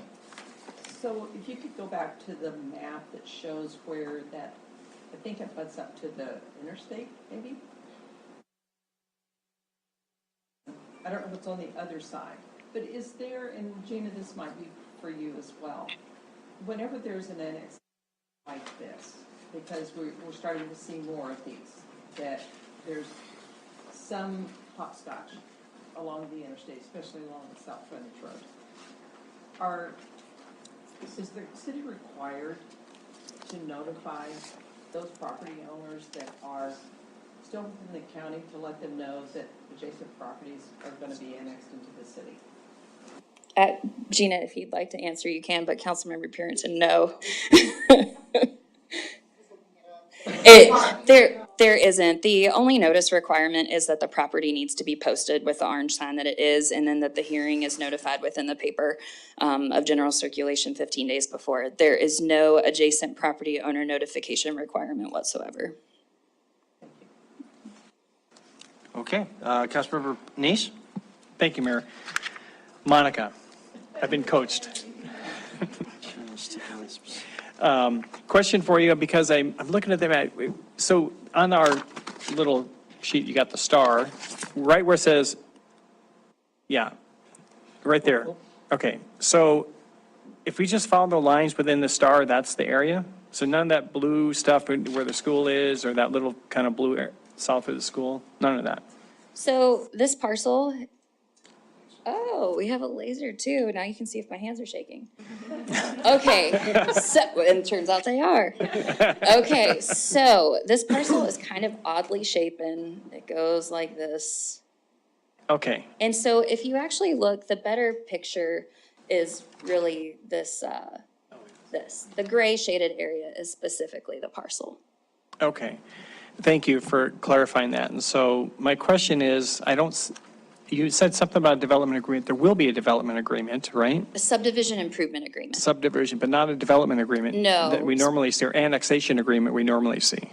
Sure. So, Councilmember Neese, the reason why you're seeing a subdivision improvement agreement is because there is a subdivision that is in the queue. So we have two standard conditions of approval, and we use one of the two depending on where the development is at in the process.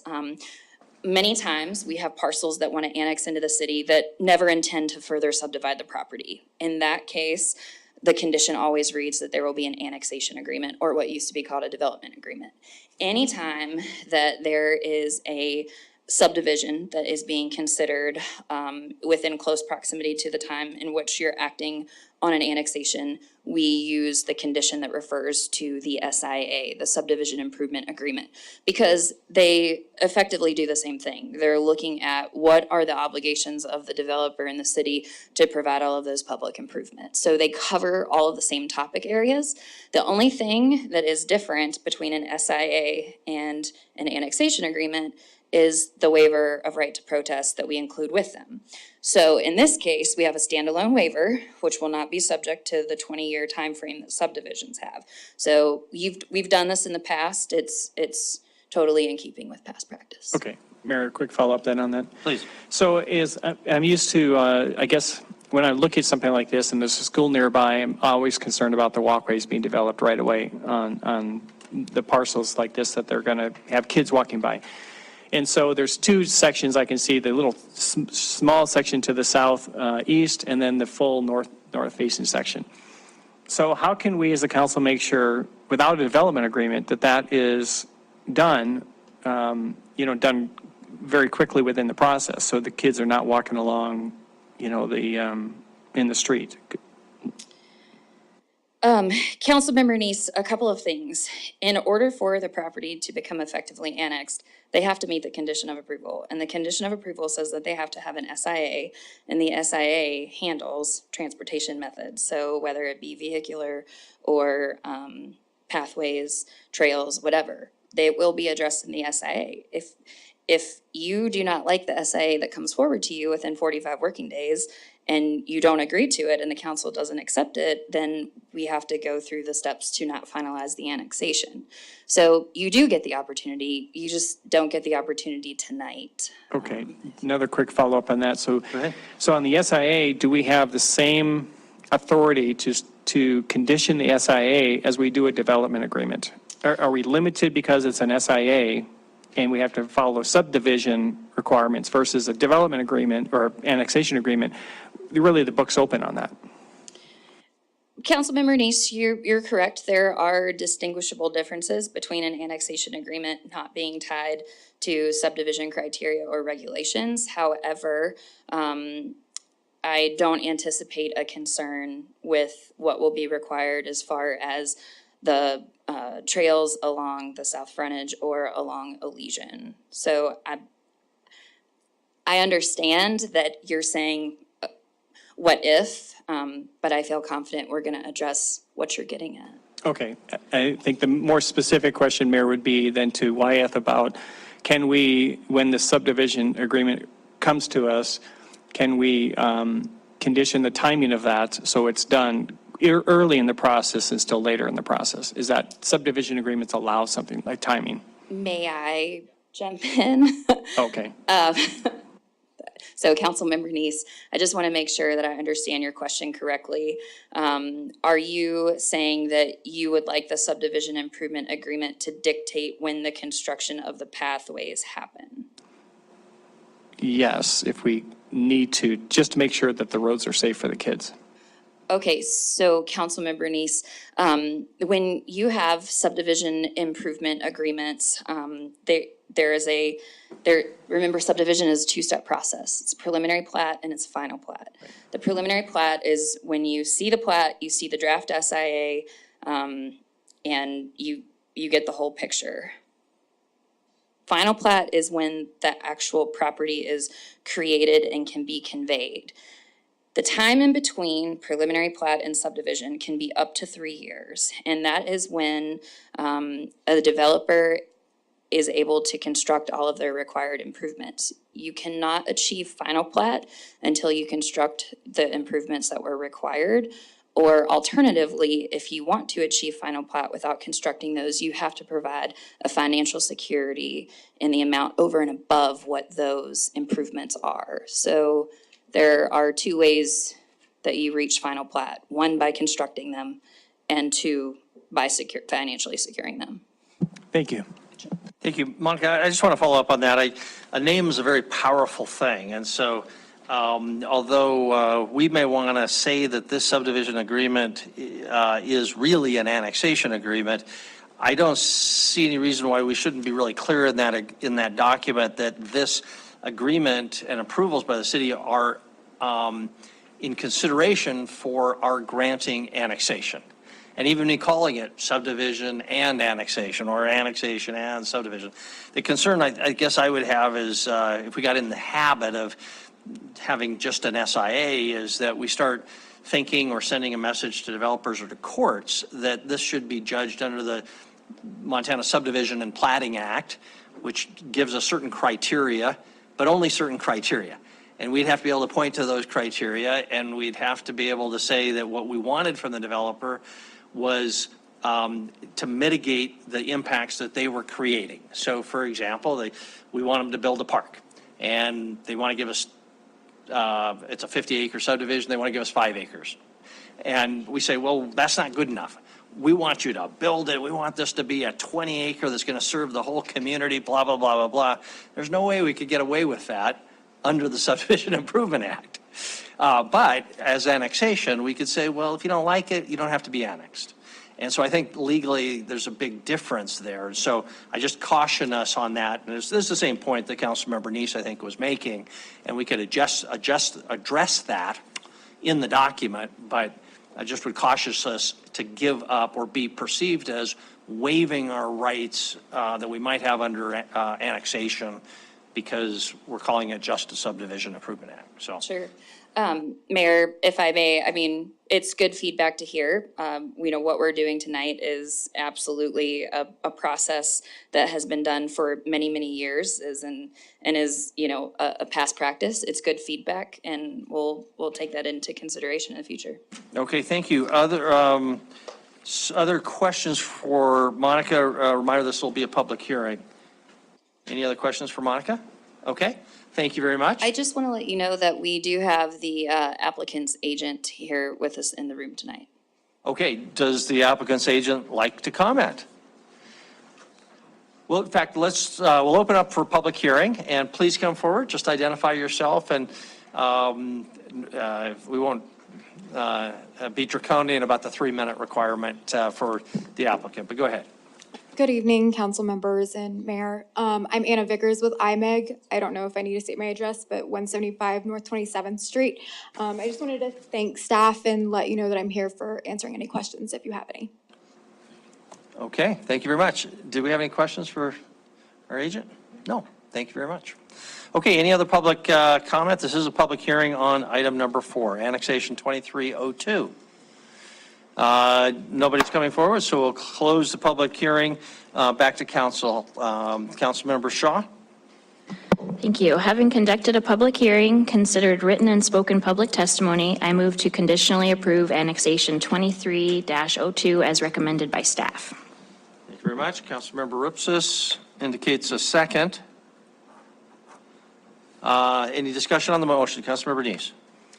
Thank you, Mayor. I'm not going to support this motion, not because I don't think it's a good development, but I think when I look at this, we're got a large development going in next to a school, and I hear all too often throughout the whole city how kids are having difficulty getting to school. They're walking with cars because the city didn't do something early on in the process to make sure there was sidewalks there for the kids to walk and get off the streets. And I would prefer to seeing a development agreement where we could require that. I don't know. I mean, we heard from we didn't hear from the school on this. They said there was no concerns, but it would be nice to have heard a little bit more about what is the route to school here.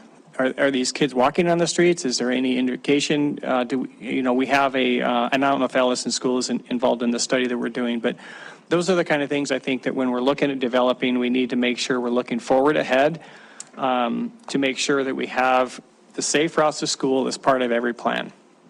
Similar to what we do with SEPTED, I think safe routes to school needs to be addressed and how that's going to be addressed when they're building things near schools like this. So I'm sure this will pass, but just as long as the developer hears this, we're concerned about the safe routes to school and our kids. But I will oppose it just for that reason.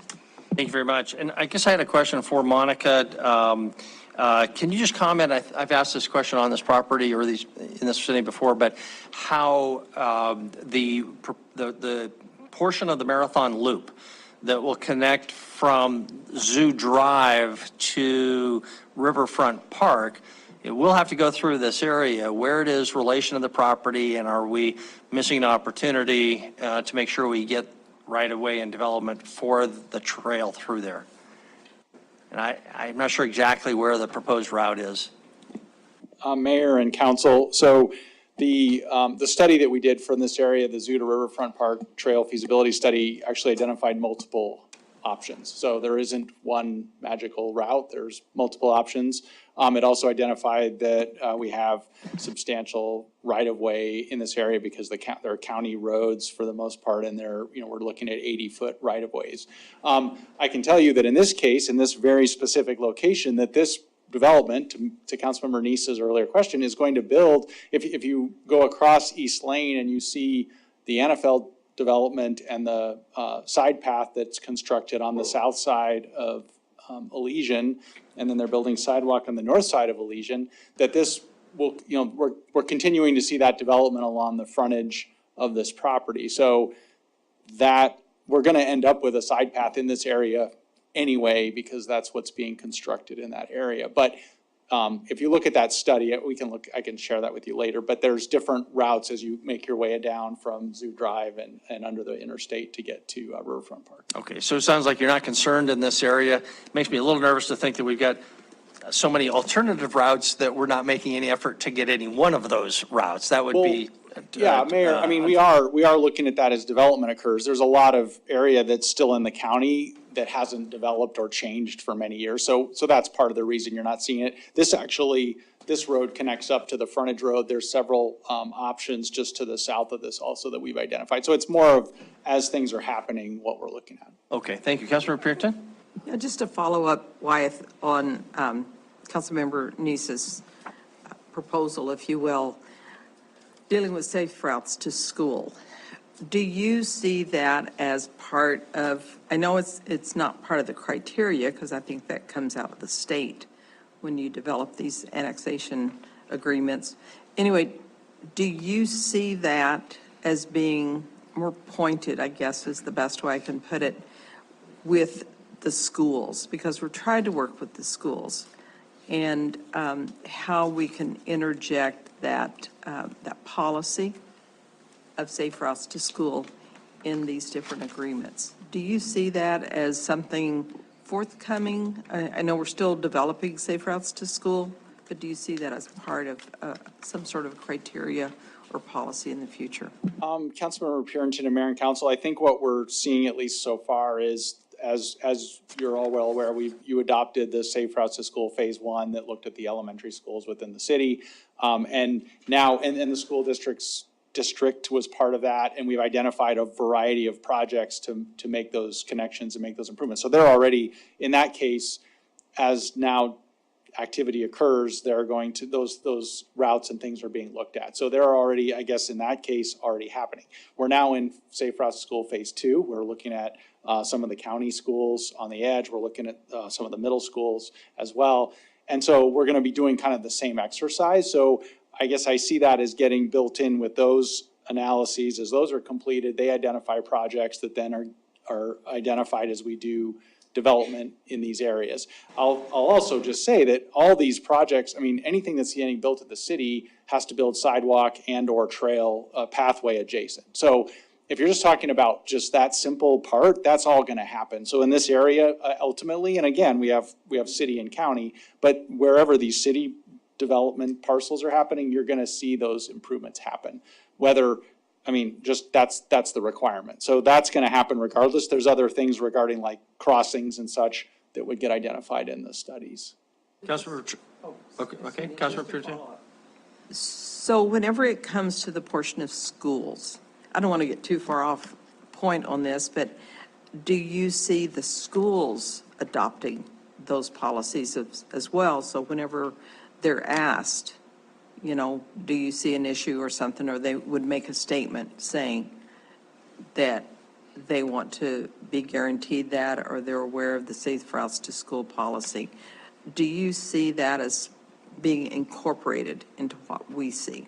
I guess I think I understand what you're saying. So the schools, you're asking like if the school district, so like the Safe Routes to School Phase 1 that the city has adopted, is the school district adopting that sort of as well? I guess I'm not aware that they have formally done that, like at the school board level. There's nothing that prevents that. they all were part of that process to determine what those routes look like. But that certainly is something that they could do, the same as the city. The city's, obviously, we're doing it because we're looking at all those infrastructure improvements to make sure that that's either getting done or will get done through different programs.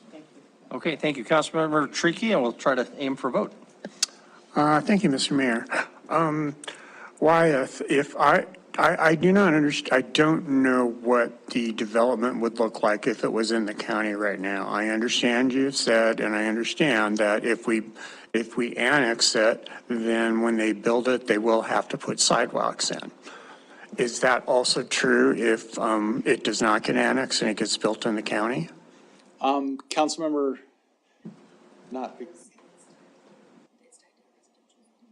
that's right, thank you. So Monica's reminding me. So the answer in this case would be no, because it's industrially zoned property or not residential zoned property. Properties that are residentially zoned that are in the county, there are requirements now for sidewalks to be installed. But in this case, that wouldn't be because it's not residential. Thank you. Okay, thank you. Councilmember Neese? Yeah, Mayor, I just wanted to ask Wyeth, because I make sure I understand this correctly. You said the sidewalks would get built eventually because they're required. But can't they just donate the money or I'm sorry, not donate, but put money in lieu of, and then the city eventually will have to build it sometime down the road at maybe a different expense to then as an SID to the property owners. Do I understand that correctly? Did I hear that right? Councilmember Neese and Mayor and Council, I guess I don't know exactly. I mean, this is going to get figured out in terms of what's required at what point in time as they develop it. Ordinarily, as the development occurs, the the sidewalk or the path is constructed. I mean, as they're building adjacent to where you would install that, it would get installed. So as far as I know, that's the way we would pursue this like we do others. And let, you know, so the only way that would be different, I suppose, is if the city was doing an entire project along this whole alignment and said, okay, we're gonna do it all at once. But the way, if you look at where we've been proceeding from Annafeld, it's been getting constructed as the development's being built. So that would be how this would occur, from what I understand. Okay, so they can't donate or give money to the city in lieu of doing the construction themselves? I mean, they could, but that's not the way I'm anticipating they're gonna do it in this case, yeah. And we So can double check with. I think that's the reason why I'm not going to support this, is because they could, and some have done that in the past, and then we have sidewalks not built because the city's not going to build them. Well, and there is, and if I might, Councilmember Neese and Mayor and Council, there is language that also is put in SIAs that says if the property owner, if the sidewalks aren't installed within a certain period of time, the city can go in and construct those, and then it gets charged to the property. So we do have a catch for that, because we had those issues in the past. Okay, thank you. Okay, council, the motion is for approval of item 4. We'll proceed to a vote. If in favor of the motion, please say aye. Aye. If opposed, say nay. Nay. Motion passes. Councilmember Neese voting in opposition, all other council members voting in favor. So motion does pass. Concludes item number 4. Item 5 is the board boundary adjustment. Back to Monica. Okay. I'm assuming you have no presentation, but did you want to say that? You know, I usually don't have a presentation, but I heard through the grapevine that there were a couple of questions about why this property was proposed to go into Ward 5 versus Ward 3. And so just wanted to let you know why I made this decision. This is the map that you guys were presented when you were working through the ward boundary changes. As you can see, this X right here is the property that is being annexed. This is East Lane. Everything west of East Lane went to Ward 5, and everything east went to Ward 3. So this being on the other side of East Lane, it goes to 5. However, and this is what the analysis was based on as far as demographics, population counts, everything. This is what was supposed to be adopted. What was adopted is this, and actually had the school property remain in Ward 3. When the email or the comments were sent to Wyeth was like, you know, what's going on? I showed him my map, and he was like, oh, okay, well, we are going to need to bring this back to council to have you actually put Elysian School in 5, just because it was part of the data for population purposes and how those wards were determined. So you are correct in proceeding tonight with Ward 5, unless you really want to put it in Ward 3 and then just go back and fix it later. But I would advise that you stick with Ward 5 if you would, please. And with that, I don't have any more to add. Okay, thank you, Monica. So long-term, though, we have this little wart that goes into Ward 5. We don't have that nice dividing line anymore of the street. So long-term, though, the planning department would recommend that everything else, except for the little wart, along the street there be part of Ward 5 going forward. No, Mayor, we're saying that in the future, there would be a correction that would come before you that would move this Elysian School over, to Ward 5. It stays where it's at, but it will move to Ward 5. Okay. So it will go from 3 to 5. And then meanwhile, this property that's immediately beside it will right now, with this action, go to 5. Okay. So we are still sticking with the dividing line of using East Lane, and everything west of East Lane will be in Ward 5. Okay, we'll just have to change that in the future. Okay, any questions for Monica on that topic? Okay, it's a public hearing, so we'll open up for public hearing for this property to move into Ward 5, the newly annexed, or what will be newly annexed, we assume. Is there any public comment on public hearing item number 5? No one's coming forward. There's no one online. So we will close the public hearing period. Back to Councilmember Boyette. Thank you, Mayor. Having conducted a public hearing, considered written and spoken testimony, I move to approve the first reading ordinance expanding the boundaries of Ward 5 as recommended by staff. Thank you. Second should go to council member or somebody from Ward 3, just to make sure we are all in agreement. Councilmember Joy. Okay, all right. We have peace in the world. Any discussion on the motion? This is probably the most discussion we've ever had on a boundary addition. Okay, we'll proceed to a vote. Motion is in favor to move this property into Ward 5. If in favor of the motion, please say aye. Aye. If opposed, nay. Motion passes unanimously. That concludes item 5. We do have a legislative session update on our agenda. And do we have somebody with us? Or Chris, are you our legislative update tonight? Well, I have a couple of brief things, and then it's always on the agenda for the committee if they have any information they want to share. So the 3 things I'll touch on.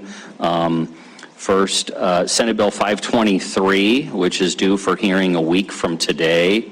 That's probably a fairly substantial set of proposed changes to tax increment financing. I think all 3 TIF boards will probably be weighing in on that, as well as Big Sky Economic Development, because it does greatly impact all TIFs across the state and their ability to be used, frankly, as a tool, economic development tool. So I just mentioned that's a week from today. Got to talk briefly with former council member, Representative Yakowicz, when I was coming in. He was, obviously, you saw him here. I was fine, just asked about House Bill 534, and he's just waiting for it to come out of committee. So Senator Friedel is the chair of local government, and as soon as that board takes executive action, it'll get out on the Senate floor. And so far, all indications are we should be in pretty good shape there. Not taking that for granted, but that's what I'm hearing from the representative and from our lobbyist. Lastly, I'll mention before turning it over to the committee that this Wednesday, we do both a Wednesday Zoom call each Wednesday afternoon at 1:30, and then the committee meets at 4. Our lobbyists have asked that we not have our Zoom call because there's 82 bills in front of the House, and they start, I forget what time in the morning, but they'll be going all day. So I think their time will be most effective, kind of working on things in the hallways as the House is in session all day Wednesday, trying to work through those 82 bills. And with that, I'll turn it over to the chair or the committee if they have any updates they want to offer to the council. Okay. Do we have any update from the Legislative Affairs Group, individually or Council Chairman? Yeah, I'll give an update on 381. That's been tabled. That was the meth reporting bill. It was amended in committee, and it made it so that it made it too much work and too much expensive for the local government to report. And so, in lieu of any other amendments, that it's been tabled as far last I saw. So I don't think it'll come off the table.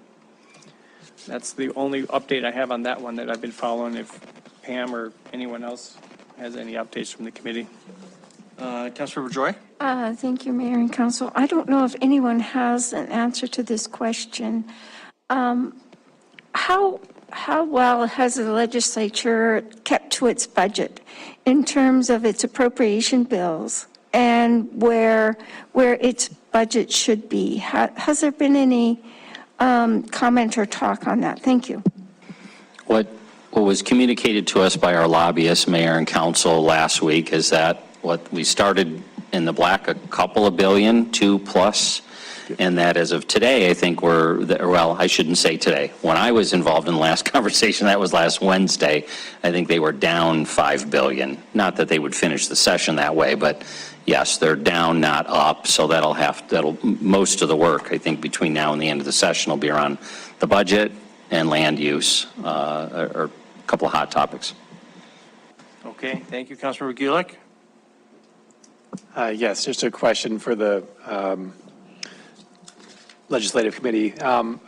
The bills related to changing the election dates to even years or for municipal elections, are those still live? And does the, okay, they've been thank you very much. Yeah. Councilmember Ripsis? Thank you. There are two bills, actually. One of them simply changes municipal elections to the even years. That's been tabled for now, although it's on the site. It's not showing as likely dead, so I'm not sure what that means. The other one, HB 774, moves everything you could possibly have an election for to even years. So whether it's schools or levies or bonds or special districts or anything in the world that you can think of to put on a ballot, it goes in that even year. That one, as far as the site shows, is still alive. And so the Legislative Committee did vote to oppose, that the city should oppose both of those, largely for the sake of communication and trying to get message out and educating voters on municipal issues during those even years. Great, thank you. I appreciate the committee doing that. I agree with that sentiment. Thank you. Councilmember Shaw? Yeah, I would just add to that scuttlebutt is that HB 774 might turn into a study bill. So I think if that's an area you're passionate about, reach out to your legislators and encourage them to move in that direction. Okay, thank you. Councilmember Denise, I got a question on House Bill 381, the meth reporting bill. For those who've been following that closely, what are the odds, do you think, of that coming back in a next session? Or the problems that led to it being tabled, are they curable in your estimation, in your crystal ball? Yeah, I think it'll come back next session. If someone doesn't pull it off the table between now and the end of the session, the fiscal note on it was $90,000. It was a very, very small amount. But when the amendment changed it to where the local authority had to actually investigate every single report instead of just reporting it. And so that's what really kind of killed it. And the police chief gave us a pretty detailed information on really how much additional onus that would be on the city and local authorities. So that kind of killed it for that. So it needs to really just be a simple reporting tool and then let the state take it from there. Okay, thank you. Councilor Purington?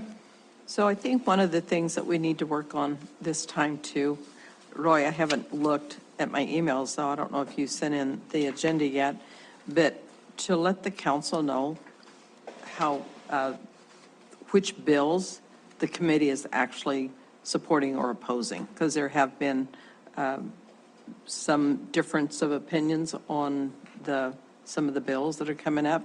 So we do probably need to let the council know which of those bills. And I suppose, Kendra, those were in the minutes for this time? So, and we haven't had those minutes yet, right?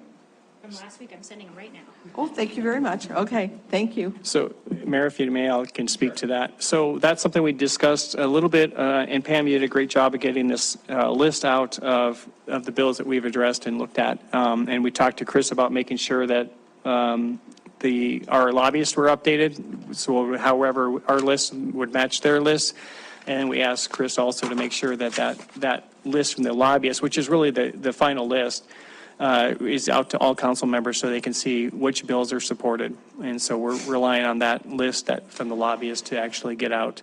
And if any council members see something on that list that they disagree with, they can sure talk to the committee about that, and we can sure take another look at it. But that's the list that our lobbyists are working hard on, and it should be going to every council member from the staff. Okay, thank you. Councilor Purington? So Chris, because I keep asking, where they get their approve on our lobbyist list. And I think this past week, it kind of dawned on me, some of those come straight out of the League of Cities and Towns, is what I saw them saying. That's where they're getting some of that, because it had to do with the coal fund and some of those other things that we're truly not focusing on, because we're looking at our priorities of public safety, infrastructure, and those things. So you might want to address that. So Councilmember Pierce and Mayor Council, the only thing I would add is if you do look at your resolution that you approved, it does reference the League of Cities and Towns as well as the Infrastructure Coalition. Now, if there is a disagreement there, we have that conversation with our lobbyists, and they'll flip it to an oppose or whatever our position is. So that's how they work through those components. I do have a couple of hearing dates I can give you referencing bills that were talked about. So House Bill 774, that was the election, that is scheduled for a hearing on April 19th. I guess that's the only one. I'm still trying to pull up Senate Bill 420 to see if that's scheduled. That's the other election bill Senator Erfurt. Oh, that's the one that's tabled. Okay. So 774, April 19th is what it currently says on the website. Okay, thank you very much. Okay, council, there's nothing in the way of action on this item, so we'll move on unless there's anything else from council. And there's no public hearing, so we'll just move on. To public comment on items not on our agenda this evening. Ms. Garcia, it's all yours. Good evening, Mayor and Council. I emailed last week after I went to a new task force meeting. Thank you, Mayor Cole, for responding with that email. There were actually a lot of people there shocked that the sergeant who was there reported 100% of the people they come in contact with that should be arrested that are not violent criminals are not. They cannot put anyone in jail who has not committed a violent act or PFMA. He said almost 100% of the time. I was really shocked that a lot of the citizens there did not know that. Mr. Cherokee, I understand that you said that Yellowstone County Jail is, your exact words, we are okay in Yellowstone County right now because of the ARPA funds. But if we were okay, would we be turning away almost 100% of the people who have committed crimes that aren't violent? I don't think so.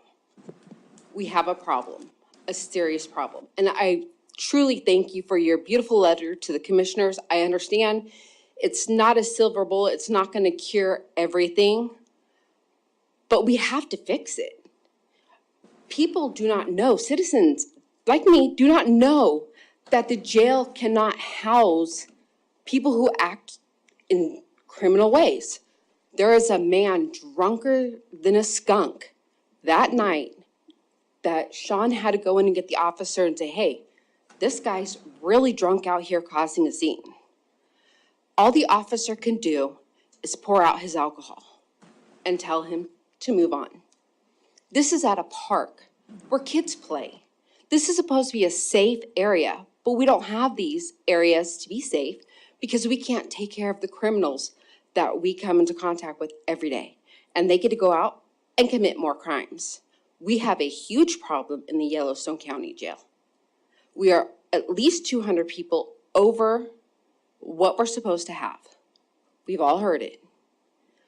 Yes, there is a backlog of 58% of people who are waiting to go through the court system, but something has to be done. Thank you. Thank you very much. Any other public comment on non-agenda items? Okay, we'll close that period. And I'll let Councilmember Trickey, I don't know if he was at this meeting, but I remember seeing an email from him, and when he was referring to Yellowstone County being okay, I think it was in the context of public defenders, having enough public defenders. But Councilmember Trickey, did you want to, since you were mentioned there specifically? That's correct, Mr. Mayor. I was referring to the Public Defender's Office being okay right now, but they are only one part of the entire process that moves people in and out of the jail who are trying to be processed and have their day in court. And all of those different parts of the system need to be adequately funded so that those beds become available in the jail for people who need to be in there. Not 68% of people in the jail needing to get to a court date means that there's something wrong with the system. And I totally agree with you. I am not disagreeing with you one little bit. It's 58% that need to go to jail or need to go to court. It's 58%. And like Scott Tweedo said, yes, we are always going to have an overpopulated jail. He said, no matter what, it's always going to be full. But we need to be able to also put away the criminals who are committing these fines, like being drunk in a park, causing Sure. a nuisance. Okay, thank you. We're going to, no disagreement on this end. Okay, council initiatives.